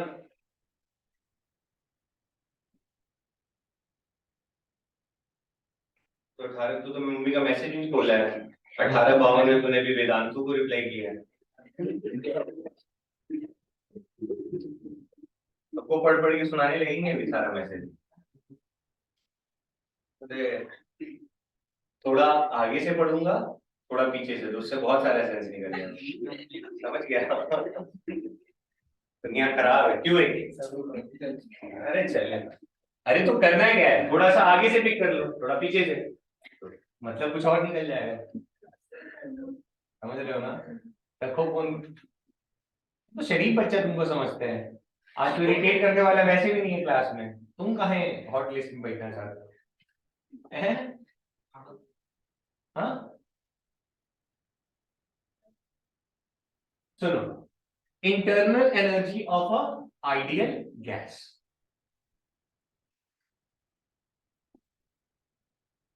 ठीक, किसी कंटेनर में, या देखो फिजिक्स में तो एनर्जी तो दो ही तरीके से समझ में आती है, या तो पोजीशन शेप कॉन्फ़िगरेशन चेंज होता है, मतलब या तो पोटेंशियल होगा या तो, इसके अलावा तो हमें कुछ आता है नहीं। और पोटेंशियल एनर्जी तब आता है जब किसी के बीच में कुछ फोर्स एग्जिस्ट करेगा, तो इस बात कर रहा है, अगर कुछ पढ़ी है स्प्रिंग में भी आता है ना, स्प्रिंग पोटेंशियल एनर्जी, मतलब किसी दो ऑब्जेक्ट के बीच में जब तक इंटरेक्शन हुई ना, इंटरेक्शन मतलब बोले तो, अरे अट्रैक्शन रिपल्शन कुछ होना चाहिए ना यार, अगर अट्रैक्शन रिपल्शन जैसी चीजें ही नहीं एग्जिस्ट कर रही तो पोटेंशियल भी एग्जिस्ट करेगा क्या? समझ गए? करेगा नहीं करेगा? नहीं करेगा भाई, होना चाहिए वहां पे।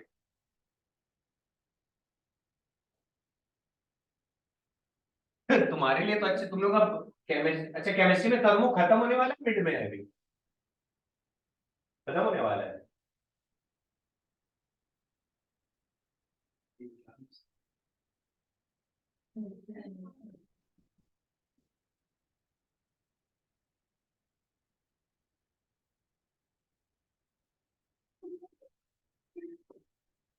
ईयरबड लगाइए कान में।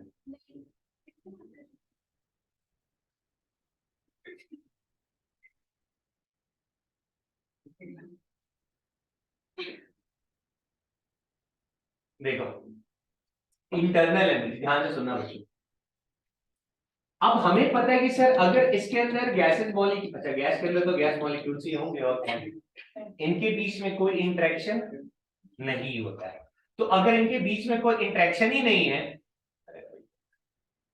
अगर इनके बीच में कोई इंटरेक्शन ही नहीं है, तो हमें बहुत अच्छी तरह पता है कि सर इन गैसेस मॉलिक्यूल्स के पास कोई भी पोटेंशियल एनर्जी होगा ही नहीं। तो बचा क्या फिर? बस खत्म, समझ गए क्या? What do mean by internal energy? बस गैस ने जो काइनेटिक, केमिस्ट्री में क्या होता है, ये होता है, कुछ और होता है।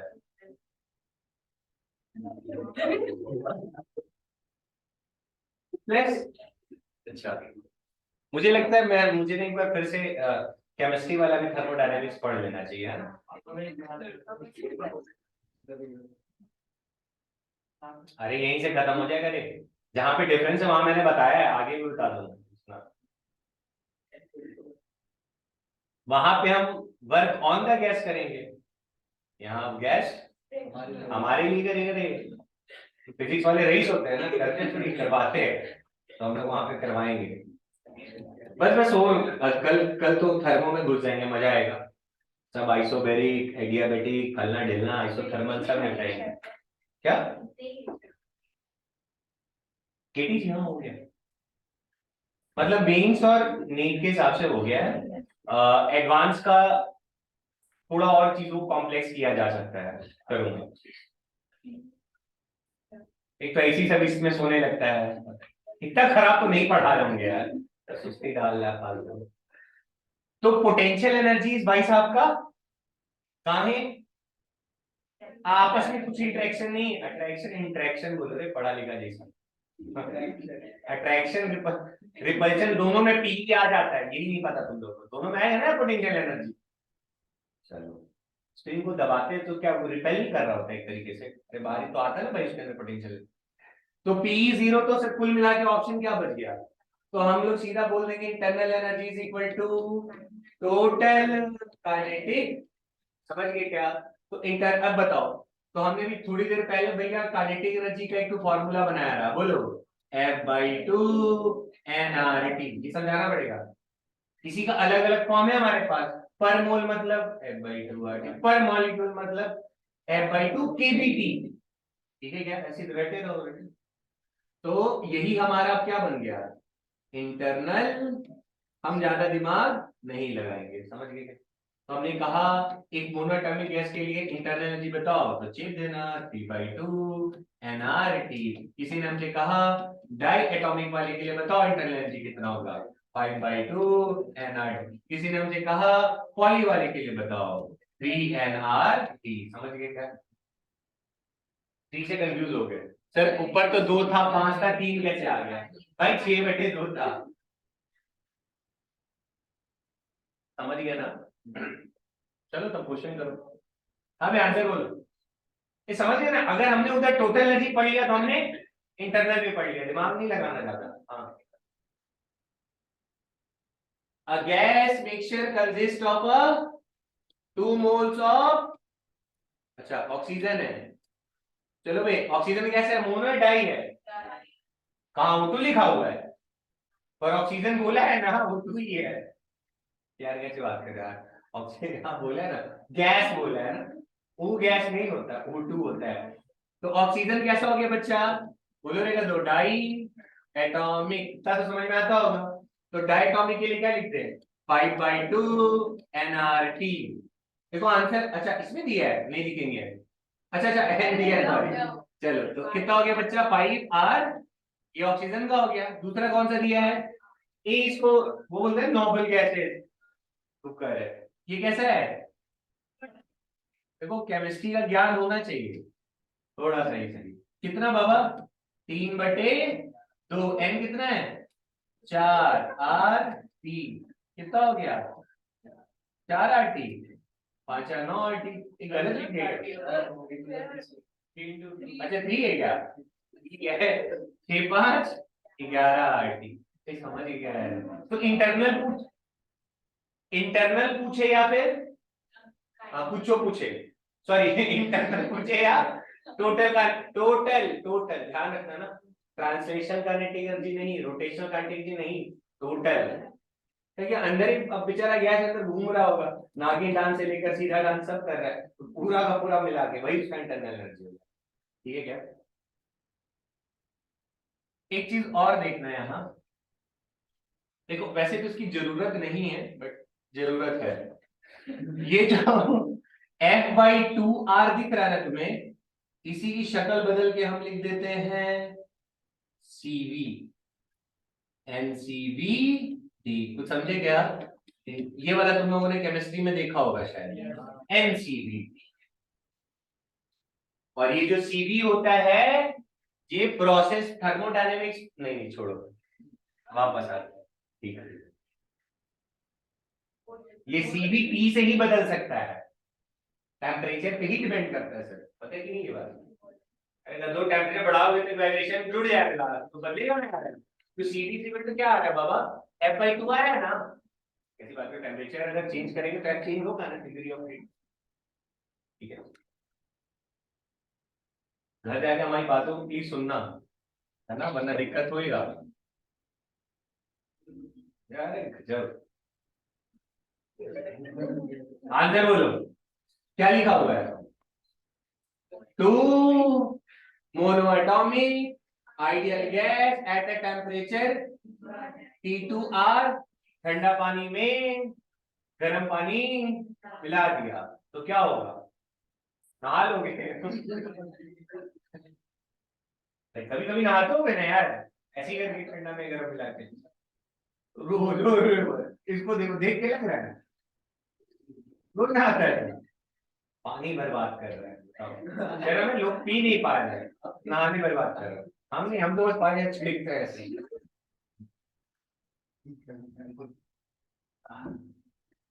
आंसर बोलो यार, कैसे कर रहे हो, बस खत्म होने वाला है। आज हुआ तो हुआ, नहीं कभी का तो थक नहीं जाएगा।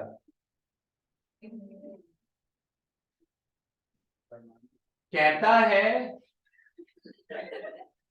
जो कर सारा जमाना, सारी हकीकत सारा फसाना, चश्मा उतारो फिर देखो यारो, दुनिया नहीं है, रिश्ता पुराना है छोकर। और कुछ लिखा है? अरे इसमें एक मोनोटॉमिक है भाई, इसमें भी एक मोनोटॉमिक है, दोनों ऐसे भर के दोनों को मिला दिया तो क्या इसमें सेम रहेगा? अरे मान लो पहले अगर यहाँ का प्रेशर P1 होता है, यहाँ का प्रेशर P2 होता है, यहाँ का वॉल्यूम, इसकी तो जरूरत नहीं है वैसे क्योंकि कंटेनर में डाला हुआ है ना, इसको छोड़ दो। अगर मान लो प्रेशर P1 होता है, प्रेशर P2 होता है, टेम्परेचर T1 होता है, टेम्परेचर T2 होता, और यहाँ पे से बाउंड्री होता, और तुम अगर इस बाउंड्री को मिटा देते तो दोनों का मिलन हो जाता है। समझ गए क्या? तो अगर ऐसा मिलन होता, अरे गधो, अगर ऐसा मिलन होता तो बाद में सिचुएशन कुछ ऐसा होता। अरे भाई ज्यादा ही हट गया, अरे भाई वापस। अरे हाँ, तो बाद में सिचुएशन ऐसा होता है कि यहाँ का भी टेम्परेचर और यहाँ का भी टेम्परेचर और यहाँ पे जो उछल कूद मचा के प्रेशर था वो, और यहाँ का जो प्रेशर था वो, ये समझे क्या? एक कॉमन सेंस है क्या? तुम जब गर्म पानी में ठंडा मिलाते हो तो ठंडा पानी गर्म हो जाता है, तो ठंडा पानी गर्म नहीं होता है। तो खत्ता मान लिया तुम लोग, हम लोग जब गर्म पानी को ठंडे पानी में डालते हैं तो जो ठंडा पानी होता है वो गर्म होता है और गर्म पानी ठंडा होता है, दोनों अलग अलग चीज है।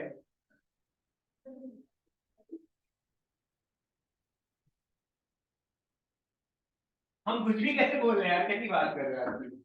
अरे इंटरनल एनर्जी का एक्सचेंज हुआ ना भाई, पर जो शुरुआत में था वही टोटल टोटल टोटल सेम रहेगा। यहाँ का भी टेम्परेचर बाद में बराबर हो जाएगा। अब तुम मतलब एक बार मिक्स कर दिए तो क्या तुम्हें अलग से फीलिंग आएगा, ऊपर गर्म लगेगा ठंडा लगेगा, भाई जैसा ही लगेगा ना यार, कैसी बात कर रहे हो? तो सेम ही हो जाएगा टेम्परेचर दोनों का, तो चेप दो पकड़ के। तो यहाँ एक चेंज किसका हुआ होगा भाई? टोटल है। देखो यहाँ कुछ लिखा है क्या ऐसा? देयर इज अ, देखो पढ़े लिखे गवारों यहाँ कुछ लिखा हुआ है, नो लॉस ऑफ एनर्जी। इसका मतलब क्या हुआ?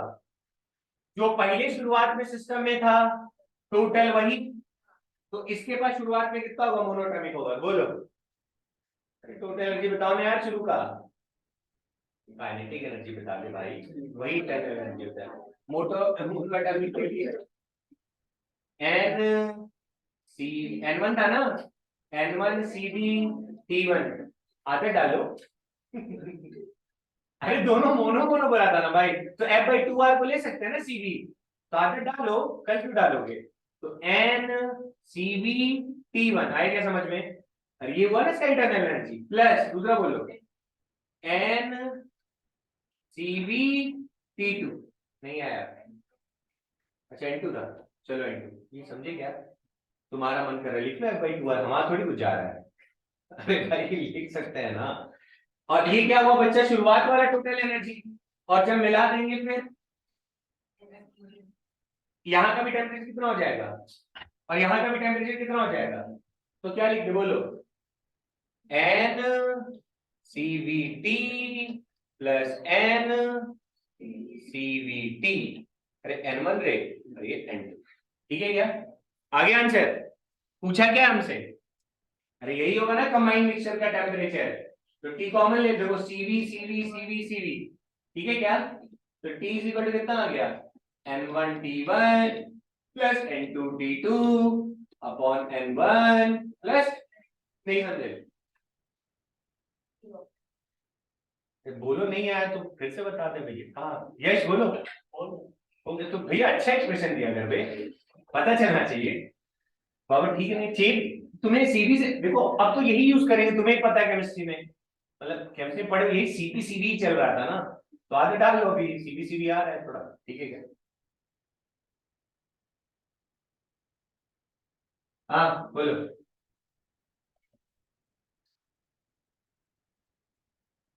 चलती ट्रेन में तुम बैठे थे, ट्रेन अचानक से रुक गई, तो तुम्हारी एनर्जी बढ़ेगी घटेगी? पता चल जाएगा, रुकेगा तो ब्रम। कर लोगे बच्चों? आगे बढ़े? अरे हो जाएगा यार। अरे तो कंटेनर में, हाँ, डायटोमिक गैस भर दिया है जिसका मास दिया है 30 ग्राम पर मोल, और टेम्परेचर का कितना दिया है 27 डिग्री सेल्सियस। केल्विन में आता है करने? बहुत बढ़िया, मेरे को नहीं आता है। It is moving with the velocity of, बोलो, 100 मीटर पर सेकेंड। इट इज सडनली, बहुत बढ़िया, the rise in temperature of a gas is, change होगा ना भाई, कहाँ है? अबे जब चल रहा था तो उसके पास केवल और केवल क्या होगा, अंदर वाला काइनेटिक एनर्जी होगा, जो अरे इंटरनल एनर्जी होगा ना भाई। लेकिन तुम जैसे ही रोकोगे कंटेनर को तो क्या होगा, कंटेनर का एनर्जी चांद पे चला जाएगा। अबे वही गैस, तुम्हें, तुम गाड़ी में जा रहे थे, आराम से बैठे हुए थे ना यार, गाड़ी जाके ठुक गई, तो तुम्हारे अंदर जो तुम्हारा मुंह जाके जो बजड़ाएगा, वो कहाँ से आएगा वो एनर्जी बजड़ाने के लिए? अब वो गाड़ी की एनर्जी तुम्हारे अंदर ट्रांसफर होगी, तुम कार के अंदर बैठे हो, तुम्हारी इंटरनल एनर्जी थी, ऐसा समझ लो। नहीं समझा? तो हुआ क्या बच्चा, बोलो।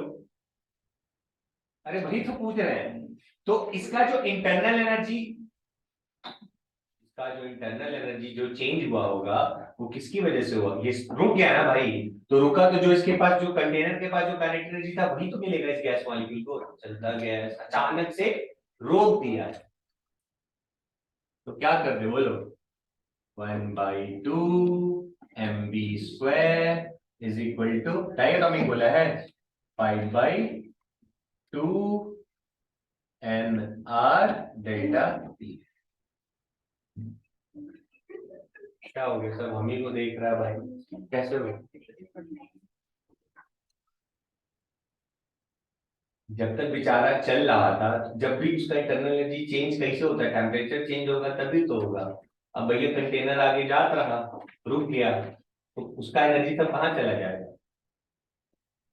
चलती गाड़ी से जब छूटेगी तो तेरा मुंह कहाँ जाएगा, आगे जाएगा ना भाई। इसके साथ ऐसा नहीं हो, न्यूटन के लॉ वैलिड रहेंगे आइडियल गैसेस? नहीं रहेंगे। चलता कंटेनर जब रुकेगा तो अचानक से रुक गया ना भाई, तो एनर्जी कहाँ चली गई? क्या जो अंदर पड़े तो नहीं को मिल गई, समझ गए क्या? तो पहले जो तो टेम्परेचर में चेंज आया होगा ना भाई, कुछ भी भाई, लिखा हमने डेल्टा जी 27 कुछ गया होगा। कोशिश करना, ये बड़ा लो भाई, खत्म हो गया। अच्छा तुम्हारे पास कॉमन सेंस है तो ये वाला हम जल्दी से कर सकते हैं। ये इसका ट्रेंड ना पहले में ये केमिस्ट्री में ही होता था, अभी भी होगा सिर्फ केमिस्ट्री में, शायद पढ़े हो गया है मीन फ्री बार, तो पढ़ लो, केमिस्ट्री में भी काम आ जाएगा। हम तुमसे एक सवाल पूछे, अरे हम तुमसे एक सवाल पूछ रहे हैं कि हमें ये बताओ, मान लो यार हमारी हाइट 2 मीटर की है, ठीक है, और हम भीड़ में चले जा रहे हैं, तो ये बताओ कितने लोग हमसे टकराएंगे, मतलब कितने, रुको यार इसको समझाना ना थोड़ा मेहनत वाला काम है, मेहनत नहीं, थोड़ा कॉमन सेंस से बताना। मैं छोड़ दूंगा, ये वैसे भी हौच पौच है, देख लो जरा आराम से।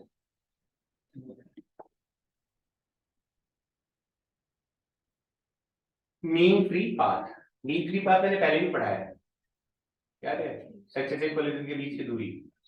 हमने कहा यार बच्चा बताओ, ये अगर कोई मॉलिक्यूल है, इस भाई साहब का हाइट है मान लो 1 मीटर, ऐसी मैं एग्जांपल दे रहा हूँ जनरल, तो अगर ये ऐसे करके भीड़, और गैसेस मॉलिक्यूल है तो ऐसे से 1-1 मीटर वाले बहुत सारे होंगे, तो अगर ये किसी वॉल्यूम में से गुजर रहा होगा तो ये कितने लोगों से टकराएगा, या किन किन से टकरा सकता है, कितने कितने हाइट वालों से टकरा सकता है? तो आप ऐसे सोचो, इधर देखो, ऐसे सोचो, जो इसके रास्ते में एकदम होगा उससे तो टकराएगा ही, जो 1 मीटर का होगा उससे तो टकराएगा ही। मान लो अगला 1 मीटर का है लेकिन उससे थोड़ा ऊपर है, उससे भी टकराएगा ही, समझ लो क्या? अगला भी 1 मीटर, अब मॉलिक्यूल सब 1-1 मीटर का ही होगा भाई, आइडेंटिकल स्फीयर्स होते, assumption में पढ़े थे, आइडेंटिकल होते हैं गैसेस मॉलिक्यूल्स के पार्टिकल्स, स्फीयर शेप के होते हैं, तो पढ़ा था। अगला भी मान लो 1 मीटर का होगा, उससे इस वाली बाउंड्री थोड़ा ऊपर होगा, वो भी टकराएगा ही, 1 मीटर और ऊपर ये भी टकराएगा, 1 मीटर और ये भी टकराएगा, 1 मीटर और शायद ये भी टकराएगा, है कि नहीं भाई? देखो तो, अगर इसका हाइट 1 मीटर था तो 1 मीटर हाइट ऊपर तक भी कोई रहेगा, उनसे भी टकराने के इसके पूरे चांसेस है, समझ पा रहे हो क्या?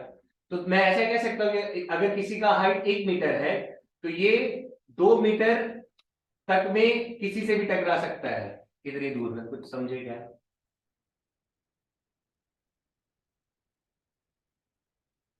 सब इसके जैसा ही है, 1-1 मीटर का। अब गैस मॉलिक्यूल्स लाइन से खड़े नहीं होंगे, कोई ऊपर होगा कोई नीचे होगा, होगा कि नहीं होगा। तो हमने एक सिंगल ले लिया, हमने कहा यार ये अगर ये 1 मीटर का है तो अगला भी 1 मीटर का होगा ना। तो 1 मीटर का तो थोड़ा ऊपर हो सकता है, थोड़ा ऊपर हो सकता है, थोड़ा ऊपर हो सकता है। तो ज्यादा से ज्यादा जस्ट इस अबाउट टू 1 मीटर, जस्ट जो इसके ऊपर होगा ये थोड़ा सा टच होके जाएगा। तो समझे कैसे, जस्ट ऐसे टच होके जाएगा। मतलब अगर ये खुद 1 मीटर का है तो 2 मीटर तक के पोर्शन को ही पूरा कवर करते हो जाएगा, सबसे टकराएगा। समझ पा रहे हो क्या, फॉर्मिंग टफ हो गया। मैं अगर 1 मीटर हाइट का हूँ, है ना, मेरे जैसा एक और बंदा है वो भी 1 मीटर का है, वो थोड़ा हवा में उड़ेगा तो भी तो मैं चलूंगा तो टकराऊंगा ही ना, समझे क्या। थोड़ा और ऊपर गया तो भी टकराऊंगा। और वो ज्यादा, अगर मैं खुद 1 मीटर का हूँ तो अगला बंदा उड़ते उड़ते मान लो सर पे बैठ गया, सर के पास, तो कितना 1 मीटर ये, और 1 मीटर ऊपर कितना टोटल हुआ 2 मीटर। तो मतलब ये मैक्सिमम 2 मीटर के बीच वाले में ही जब भी मैं ऐसे गुजरूंगा तो इस 2 मीटर के रेंज में जितने हैं उन सबसे टकराऊंगा मैं। तो समझ गए क्या, 2 मीटर प्लस वाले से तो नहीं टकराऊंगा ना, कि 2 मीटर प्लस मतलब ऊपर चला गया ना बच्चा, वो 2 पॉइंट समथिंग में चला जाएगा तो उससे नहीं टकराऊंगा। समझ पा रहे हो, बहुत ऊंची बात कर दी मैंने, सब मरल मरल बन गए। तो देखो फॉर्मूला है ये और आगे है ये। कुछ भी नहीं है। काहे भैया ऐसे ऐसे तुम लोग अस्त्र क्यों डाल चुके हो, कुछ दिक्कत है तो बताओ। ये बात समझ में आ गई क्या, तो अपन चले, अब कुछ रह नहीं गया। तो जरा देखो, मैं कोशिश करूंगा कि आप लोगों को समझा दूं, थोड़ा ध्यान से सुनना। तो जो गैसेस मॉलिक्यूल है, ये तुम समझे क्या, अगर मान लो कोई गैसेस मॉलिक्यूल जिसका डायमीटर बच्चा डी है, इतना डी समझ पा रहे हो, तो ये कितने, जब ये ऐसे गुजर रहा होगा किसी पर्टिकुलर वॉल्यूम से, तो 2D वाले सब में से किसी से भी टकरा सकता है। अरे 1 मीटर वाला 2 मीटर तक को कवर करेगा ना यार, ये तो बताया यहाँ पे भाई। एक वाला 2 तक का सबसे टकराते चलेगा। अगर हमारी हाइट है 5 फुट 10 इंच, 5 फुट 10 इंच का डबल कर दो, उतना तक मैं जब ऐसे चलूंगा इस वॉल्यूम में तो उतने वाले किसी से भी टकरा सकते, भले किसी का हो सकता है सर बस ऐसे टच होके जाए, मैं चल रहा हूँ तो हो सकता किसी के लात पड़ जाए, कोई और नीचे रहे कोई और, बट ये सारी चीजें है कि नहीं। तो तू लिखा है, तो 19-20 में आया था इससे सवाल, इसीलिए ये टॉपिक यहाँ लिखा हुआ है। 2019-20 में मेंस में क्वेश्चन पूछा गया था। ये टाइम हो रहा है यार, करने दो प्लीज। देखो ध्यान से देखो, ये बात समझ में आया, ये हमने, ये इसका डायमीटर बच्चा डी है, ये डी, तो कितने दूर तक के वॉल्यूम में ये गुजरेगा तो टकराते चलेगा, 2D डबल कर दो सीधा, अरे डी का तो 2D वाले में चलेगा तो टकराएगा। हमने मान लो ऐसा माना है कि मुझे निकालना था mean free path, mean free path का मतलब क्या हुआ, अरे एक मॉलिक्यूल ऐसे आगे बढ़ रहा है भाई साहब, तो अब टकराएगा तो बहुत सारों से, तो जो ये टकरा रहे भाई साहब, ये वाला जो दूरी होगा बिटवीन टू सक्सेसिव कोलिजन, उसी को क्या बोलते हैं हम लोग, मीन फ्री पाथ। तो अब जरा देखना इसका कैलकुलेशन कैसे करें, मालूम मैंने ऐसा इमेजिन कर लिया, देखो in a time delta t it sweeps a volume pi t square v delta t. क्या आपको ये बात समझ में आ रही है, बाउंसर एक एक एक मॉलिक्यूल है, नहीं है ना, तो जब ये यहां से मान लो उड़ते उड़ते ऐसे जा रहा होगा और इस मॉलिक्यूल की रफ्तार है v, तो डेल्टा टी टाइम ये लेंथ कितना कवर करेगा, तो v डेल्टा टी लेंथ तो कवर करेगा। अब ठीक है क्या, तो ये v डेल्टा टी क्या हो गया, उसका लेंथ हुआ, और कितना वॉल्यूम हम क्या लिख रहे हैं यहाँ पे, कितना वॉल्यूम वो स्वीप करेगा जब चलेगा, तो कितना वॉल्यूम, तो वो अगर उसका खुद का डायमीटर डी का है तो डबल वाला पोर्शन पूरा कवर करते हुए चलेगा ना टकराते हुए। तो ये वाला जो एरिया होगा वो, ये वाला जो एरिया वो कितना होगा, पाई डी स्क्वायर, ठीक है ना, यही होगा ना बच्चा। कोई ये तो नहीं सोच रहा पाई डी बाई 2 का स्क्वायर कर दे, इसका ये डी का था तो 2D, ये वाला इस पूरे एरिया में इसका ये जो पूरा जो तुमने वॉल्यूम लिया इस पूरे वॉल्यूम में ही टकराते हुए जाएगा ना भाई साहब, इस पूरे वॉल्यूम वाले से।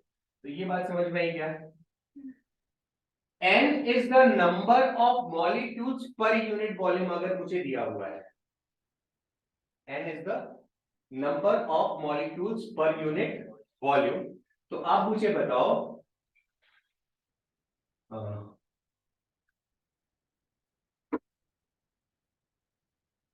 यहाँ लिख दूं क्या?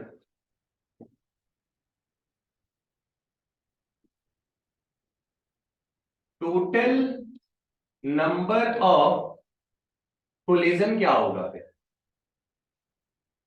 तो तुम बोलोगे सर ये हो जाएगा n into pi D square B delta T. आएगा समझ में? बेवकूफो, एक वॉल्यूम में से एक मॉलिक्यूल जब ऐसे गुजर रहा है, तो मैं कह रहा हूं कि एक यूनिट वॉल्यूम में अगर 50 मॉलिक्यूल्स हैं तो कितने से टकराएगा? 50 से टकराएगा ना? ये भी नहीं समझ में आता है। एक यूनिट वॉल्यूम में आ रहा है ये, ठीक है। ये n क्या है? नंबर ऑफ मोल्स नहीं है, हाँ, number of molecules per unit, ठीक है क्या? अब देखो नेक्स्ट क्या लिखा है, rate of divided by time कर दे। किस रेट से टकरा रहा है तो डिवाइड बाई टाइम ही करोगे, तो ये जो डेल्टा टी ये उड़ जाएगा, तो आंसर क्या आएगा? एन पाई डी स्क्वायर इंटू बी आ जाएगा। ये v चेंज हो जाएगा बच्चा, ये v नहीं रहता है, एक्चुअल में रूट टू बी होता है हमेशा। मैं बता रहा हूँ क्यों होता है, टेंशन ना एन पाई डी स्क्वायर इंटू बी, ठीक है। रेट ऑफ, इसका मतलब क्या होगा? पर यूनिट टाइम में, यही है ना जो टकरा रहा है, पर यूनिट टाइम में जो टकरा रहा है क्या हो गया, कितना? तो पर, अच्छा तुम्हें देखो,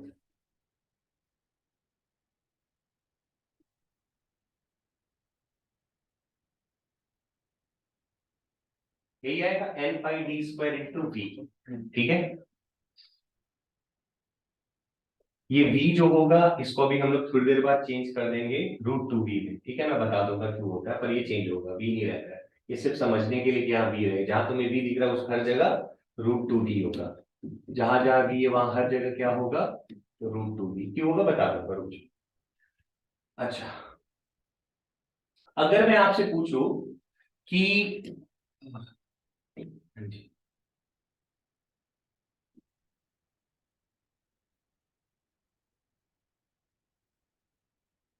टाइम फॉर फर्स्ट कोलिजन, या जब पहली बार जब वो टकराएगा तो कितना टाइम उसको लगेगा?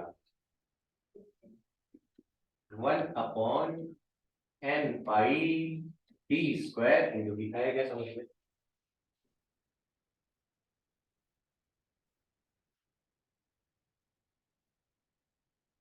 भैया वो रेट दिया था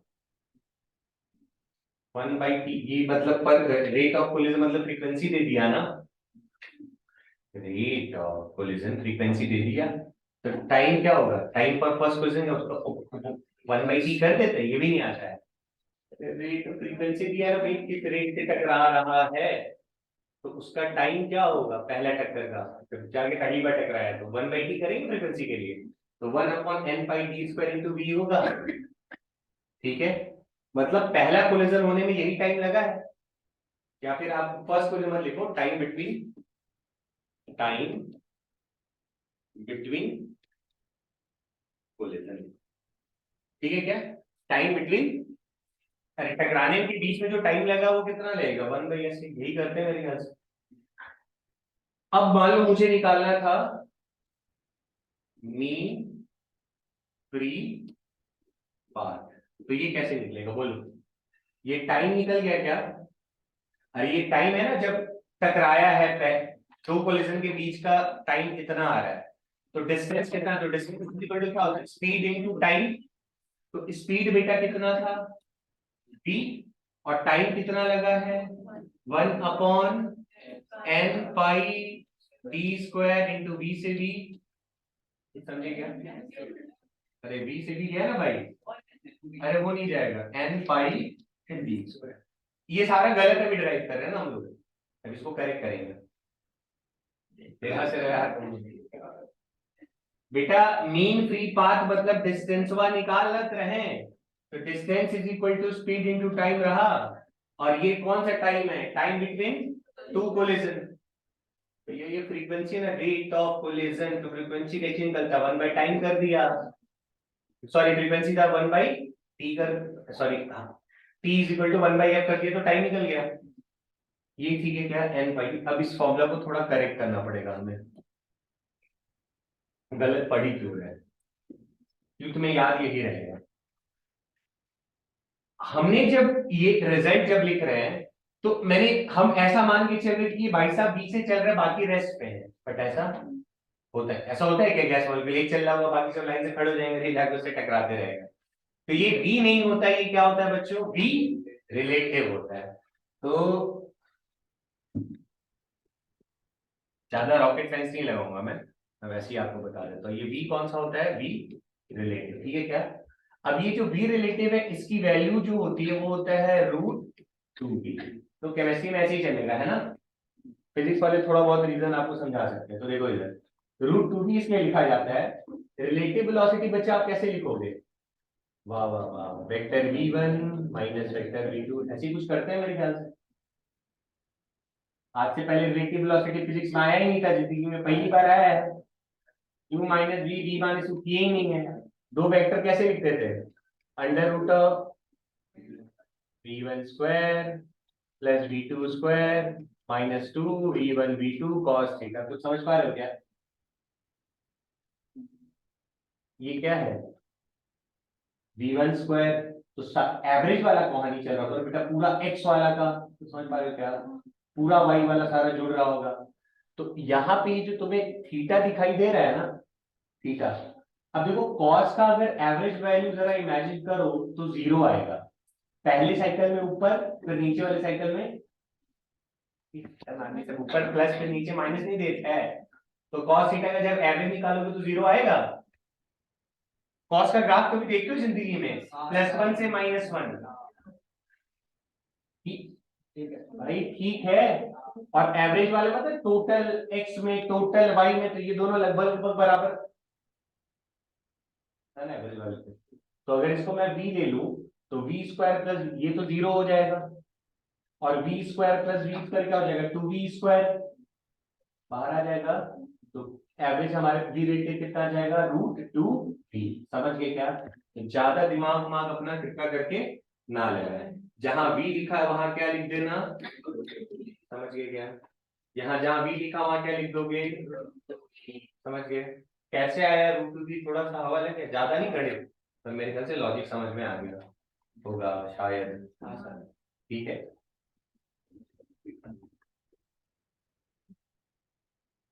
ये दिख रहा है बच्चों, ये निकाला ना हम लोगों ने, टाइम बिटवीन टू, ये आया समझ में, कैसे आया था यार, अभी तो ठीक है, रेट ऑफ, ये ठीक है। तो एक वो देखो, ये दूसरा फॉर्मूला बच्चा, और ये तीसरा, पहला वाला ऊपर वाला था है ना। तो ये 3 फॉर्मूले याद कर लोगे तो मीन पाथ का ये 3 पे सवाल बनेगा। हमारा मन कर रहा है थोड़ा सा और हम थोड़ा देख सकते हैं चीजों को, मुझे बताना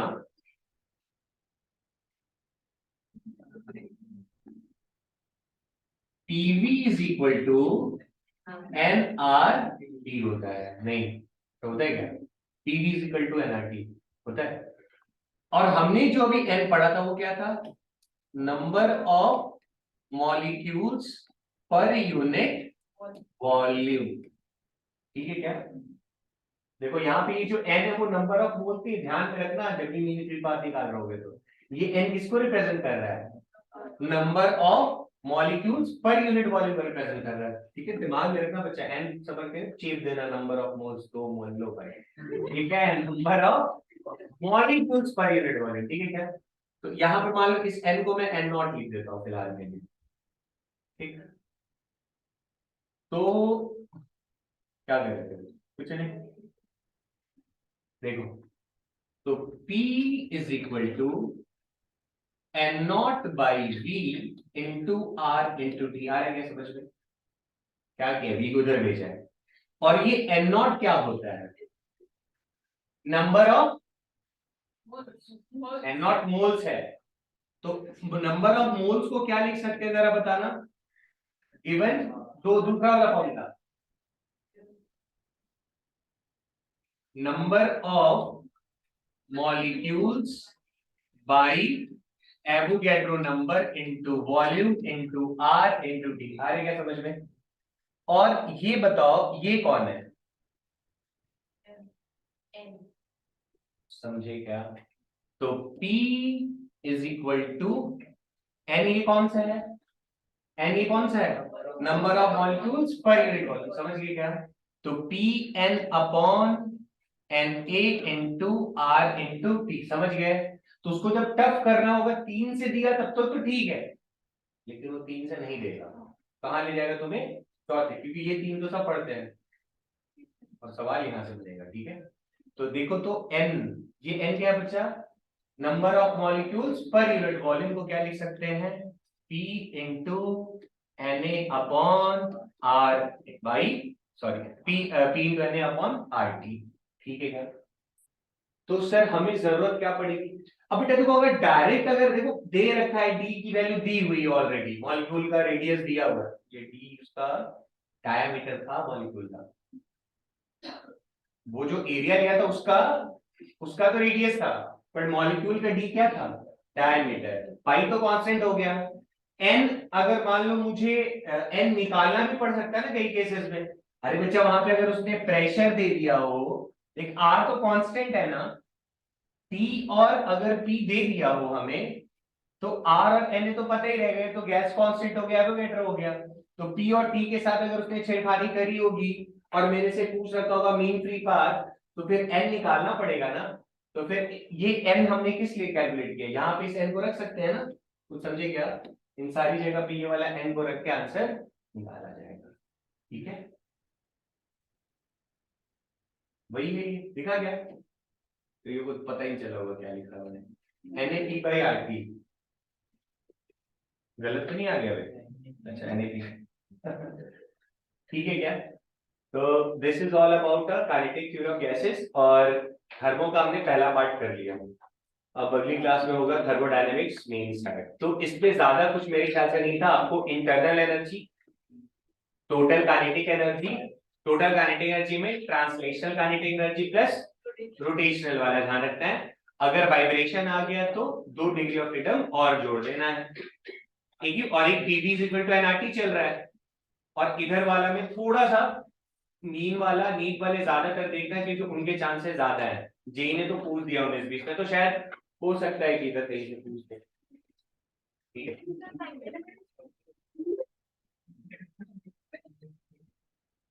हाँ जी बच्चे, जैसी वाइब्रेशन बोलेगा ना तो वहां